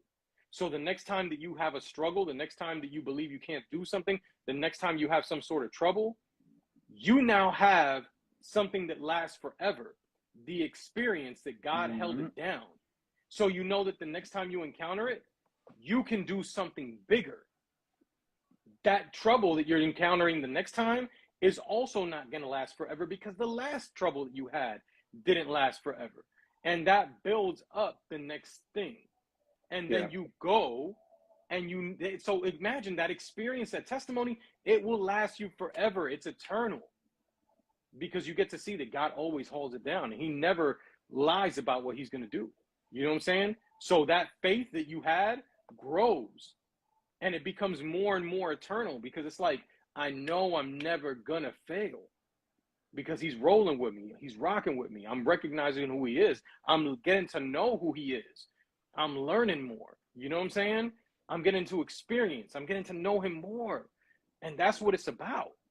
But that's why, you know, when you're talking about like, yo, don't be, you know, just looking at the comedy and don't be looking at all these things that are holding you back.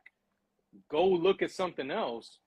That's why I tell you guys so many times, like I tell people so many times, go and find out who God is a little bit.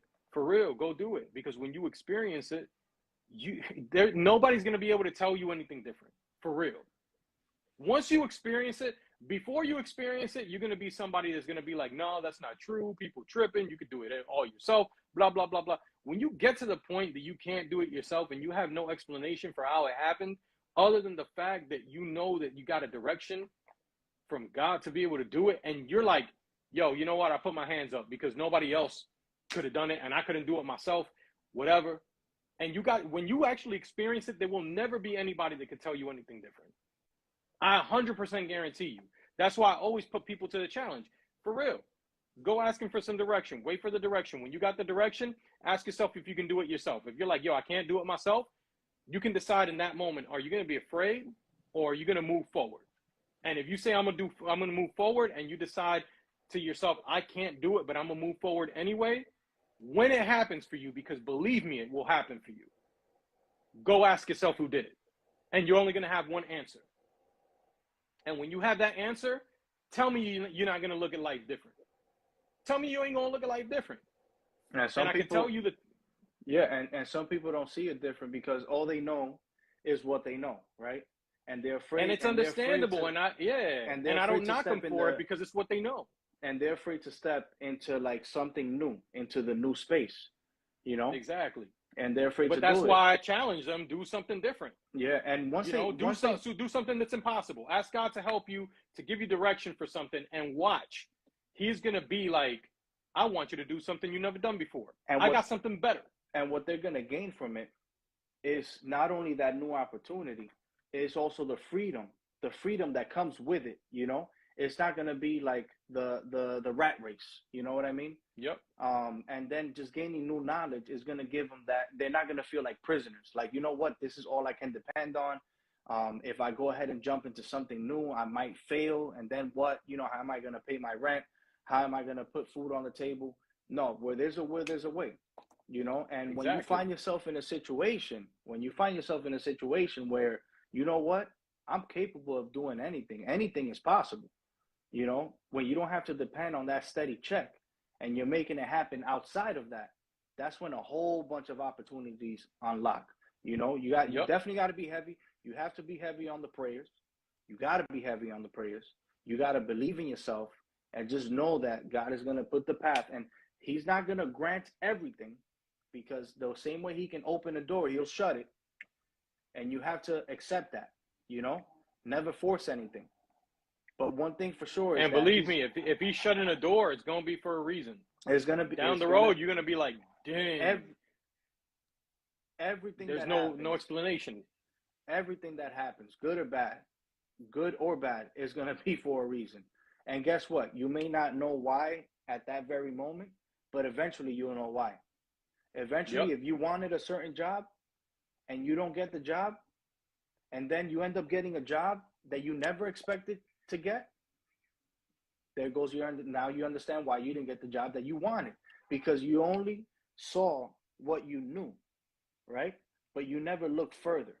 You never looked further. You never looked at what could be possible beyond what you know. Facts. Beyond what you know. So that's why you never rush into it. Never get desperate. You know, just wait, because time is what we have. You know, we have said that life is short, and yes, life can be short. To me personally, I say life is long, but life can be short. How is that? You know, with all this damn violence that is happening, you know,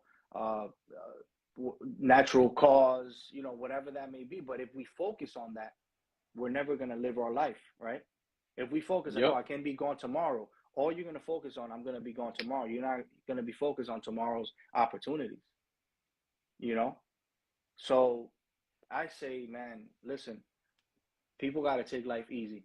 You know, I've been the one to like stress heavy the little Same things, here. the little things in life. I've been huge on stressing the little things in life, and there was major things that happened that taught me that there's more to life than those little stressful moments we've experienced in the past. Yep. You know, I see Steve puts, I always ask God for a sign, and if it's meant for me, then he will make it possible. Absolutely right. And I've had people that have prayed this, or sometimes, you know, they'll be like, hey, can you pray so that I could be blessed with XYZ, like this job, this, that. And in the middle of the prayer, I've had God be like, no, pray to close the door. mm-hmm. Pray to close the door if it's not for me. And yo, I've seen instances where God, and like I just had one a couple of weeks ago. The person wanted me to pray for them. You know, to pray, like they wanted us to pray over them or whatever, or to pray for their situation, to pray for a sign. And in the middle of the prayer, it was like, you know what, God, if it's not for them, shut the door. Yo, within 2 days, they started having a bunch of problems at work. And all of a sudden, that door was like, you could tell that the door was shut. Mm-hmm. It was to like speed up the process. But that was a sign, and that person, you know, has a crazy testimony with stuff like that. But I'm telling you, like, it's, you just gotta. Yeah, man. Let's see. Let me make sure we didn't miss anything. Any messages? I want to know, man. Just drop it in the chat. Who felt today's episode? And I think I saw C earlier in the, like maybe just a few minutes ago, had put. I think I'm looking at that right now. We have time to talk about spiritual warfare and all that stuff. Yeah. Yep. I'm down. Let's go. You know what I'm saying? I mean, I know it's late, but I think that's one that we can go into, because a lot of people don't know what's going on out there, and that's one to go into. So definitely let's do that one sometime soon. I think a lot of people need to wake up on that one, because they don't know.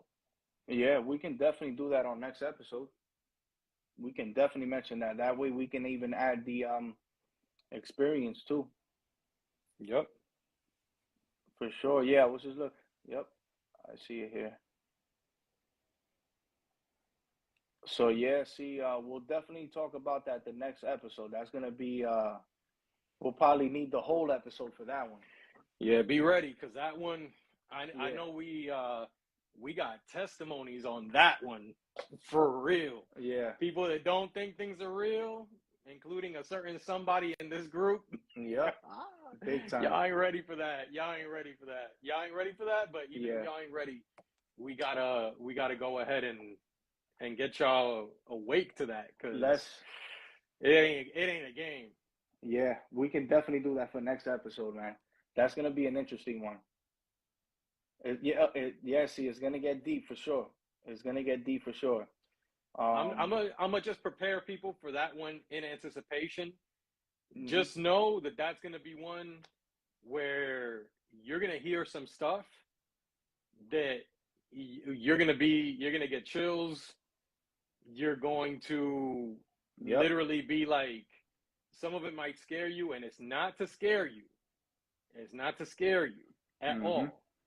And you know, some of that stuff you're probably gonna walk away like, I'm already getting dang, goosebumps just thinking about it, because you know what I've experienced, crazy, yeah. multiple times, multiple times. No, but that one we're gonna have to definitely pray a lot for because a lot of people need to get revelation on what's happening, Yeah, on what's really happening. it's real. It's real.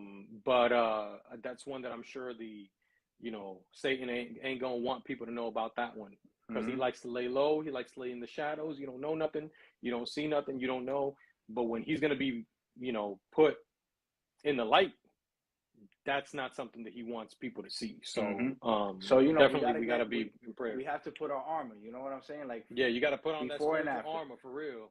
So cool, man. Let's see. I didn't miss anything. This was the first time here, and we'll be back for sure. See, honestly, man, seriously, thank you for taking the time to join us, and that goes for everyone. The fact that you take the time out to join, to be on the whole episode, that really means a lot. If you need if you know anyone that needs to join our live, please feel free to share it when you're on. Feel free to just grab our post and send it over to them and remind them. Um, I also want to let everyone know I post on a daily basis, and what I'm doing now, every few days or every other day, I am posting the reminder on the story, but every single day I do post a reminder on each post. You're gonna see a little bell on the bottom left corner. It's a little bell. It'll tell you the day and time that we'll be on, which is every Thursday, 8:30 p.m. Eastern Time, 7:30 p.m. Central Time, and 5:30 p.m. Pacific Time. Um, let's see, And we protection do have over us again. always. Amen Remember, to we that. are on Facebook. We are on YouTube. Yes, If y'all need somebody to be able to get the link for that, we can get that to you. We probably need to go ahead and start posting that as well, just so that people have for that. sure. Just as a reminder as well. But as always, if you need prayer, let us know. You can either message us, hit us up with the DM. You can always do it through here. Hmm. That's what we're here for, is to be able to do that. But we'll be praying as well in anticipation for this next week to come, because trust me, there's a lot of y'all. There's going to be stuff that's going to be coming up to try and distract you and hopefully not get you here, because what you will receive on that day, what you will hear on that day, will open your eyes, open your ears, open all your senses to a lot of things that you're not aware of.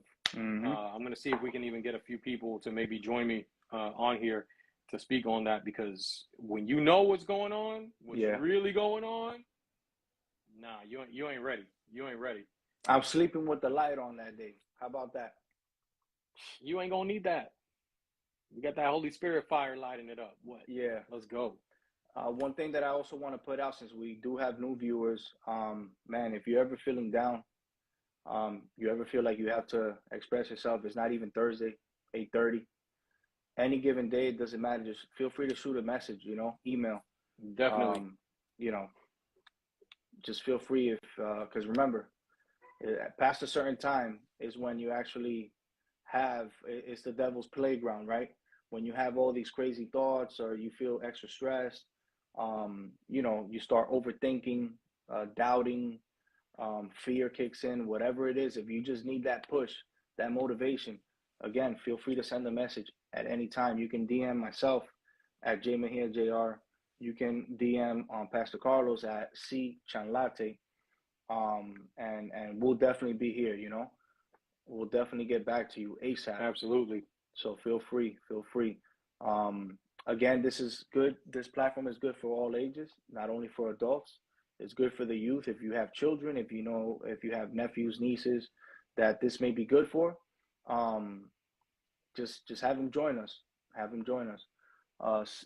Sally, yeah, thank you so much. Have a beautiful night. God bless you all. Appreciate the time Sally, I appreciate you. We appreciate you. Thank you. You have a good night as well. God bless you and the family.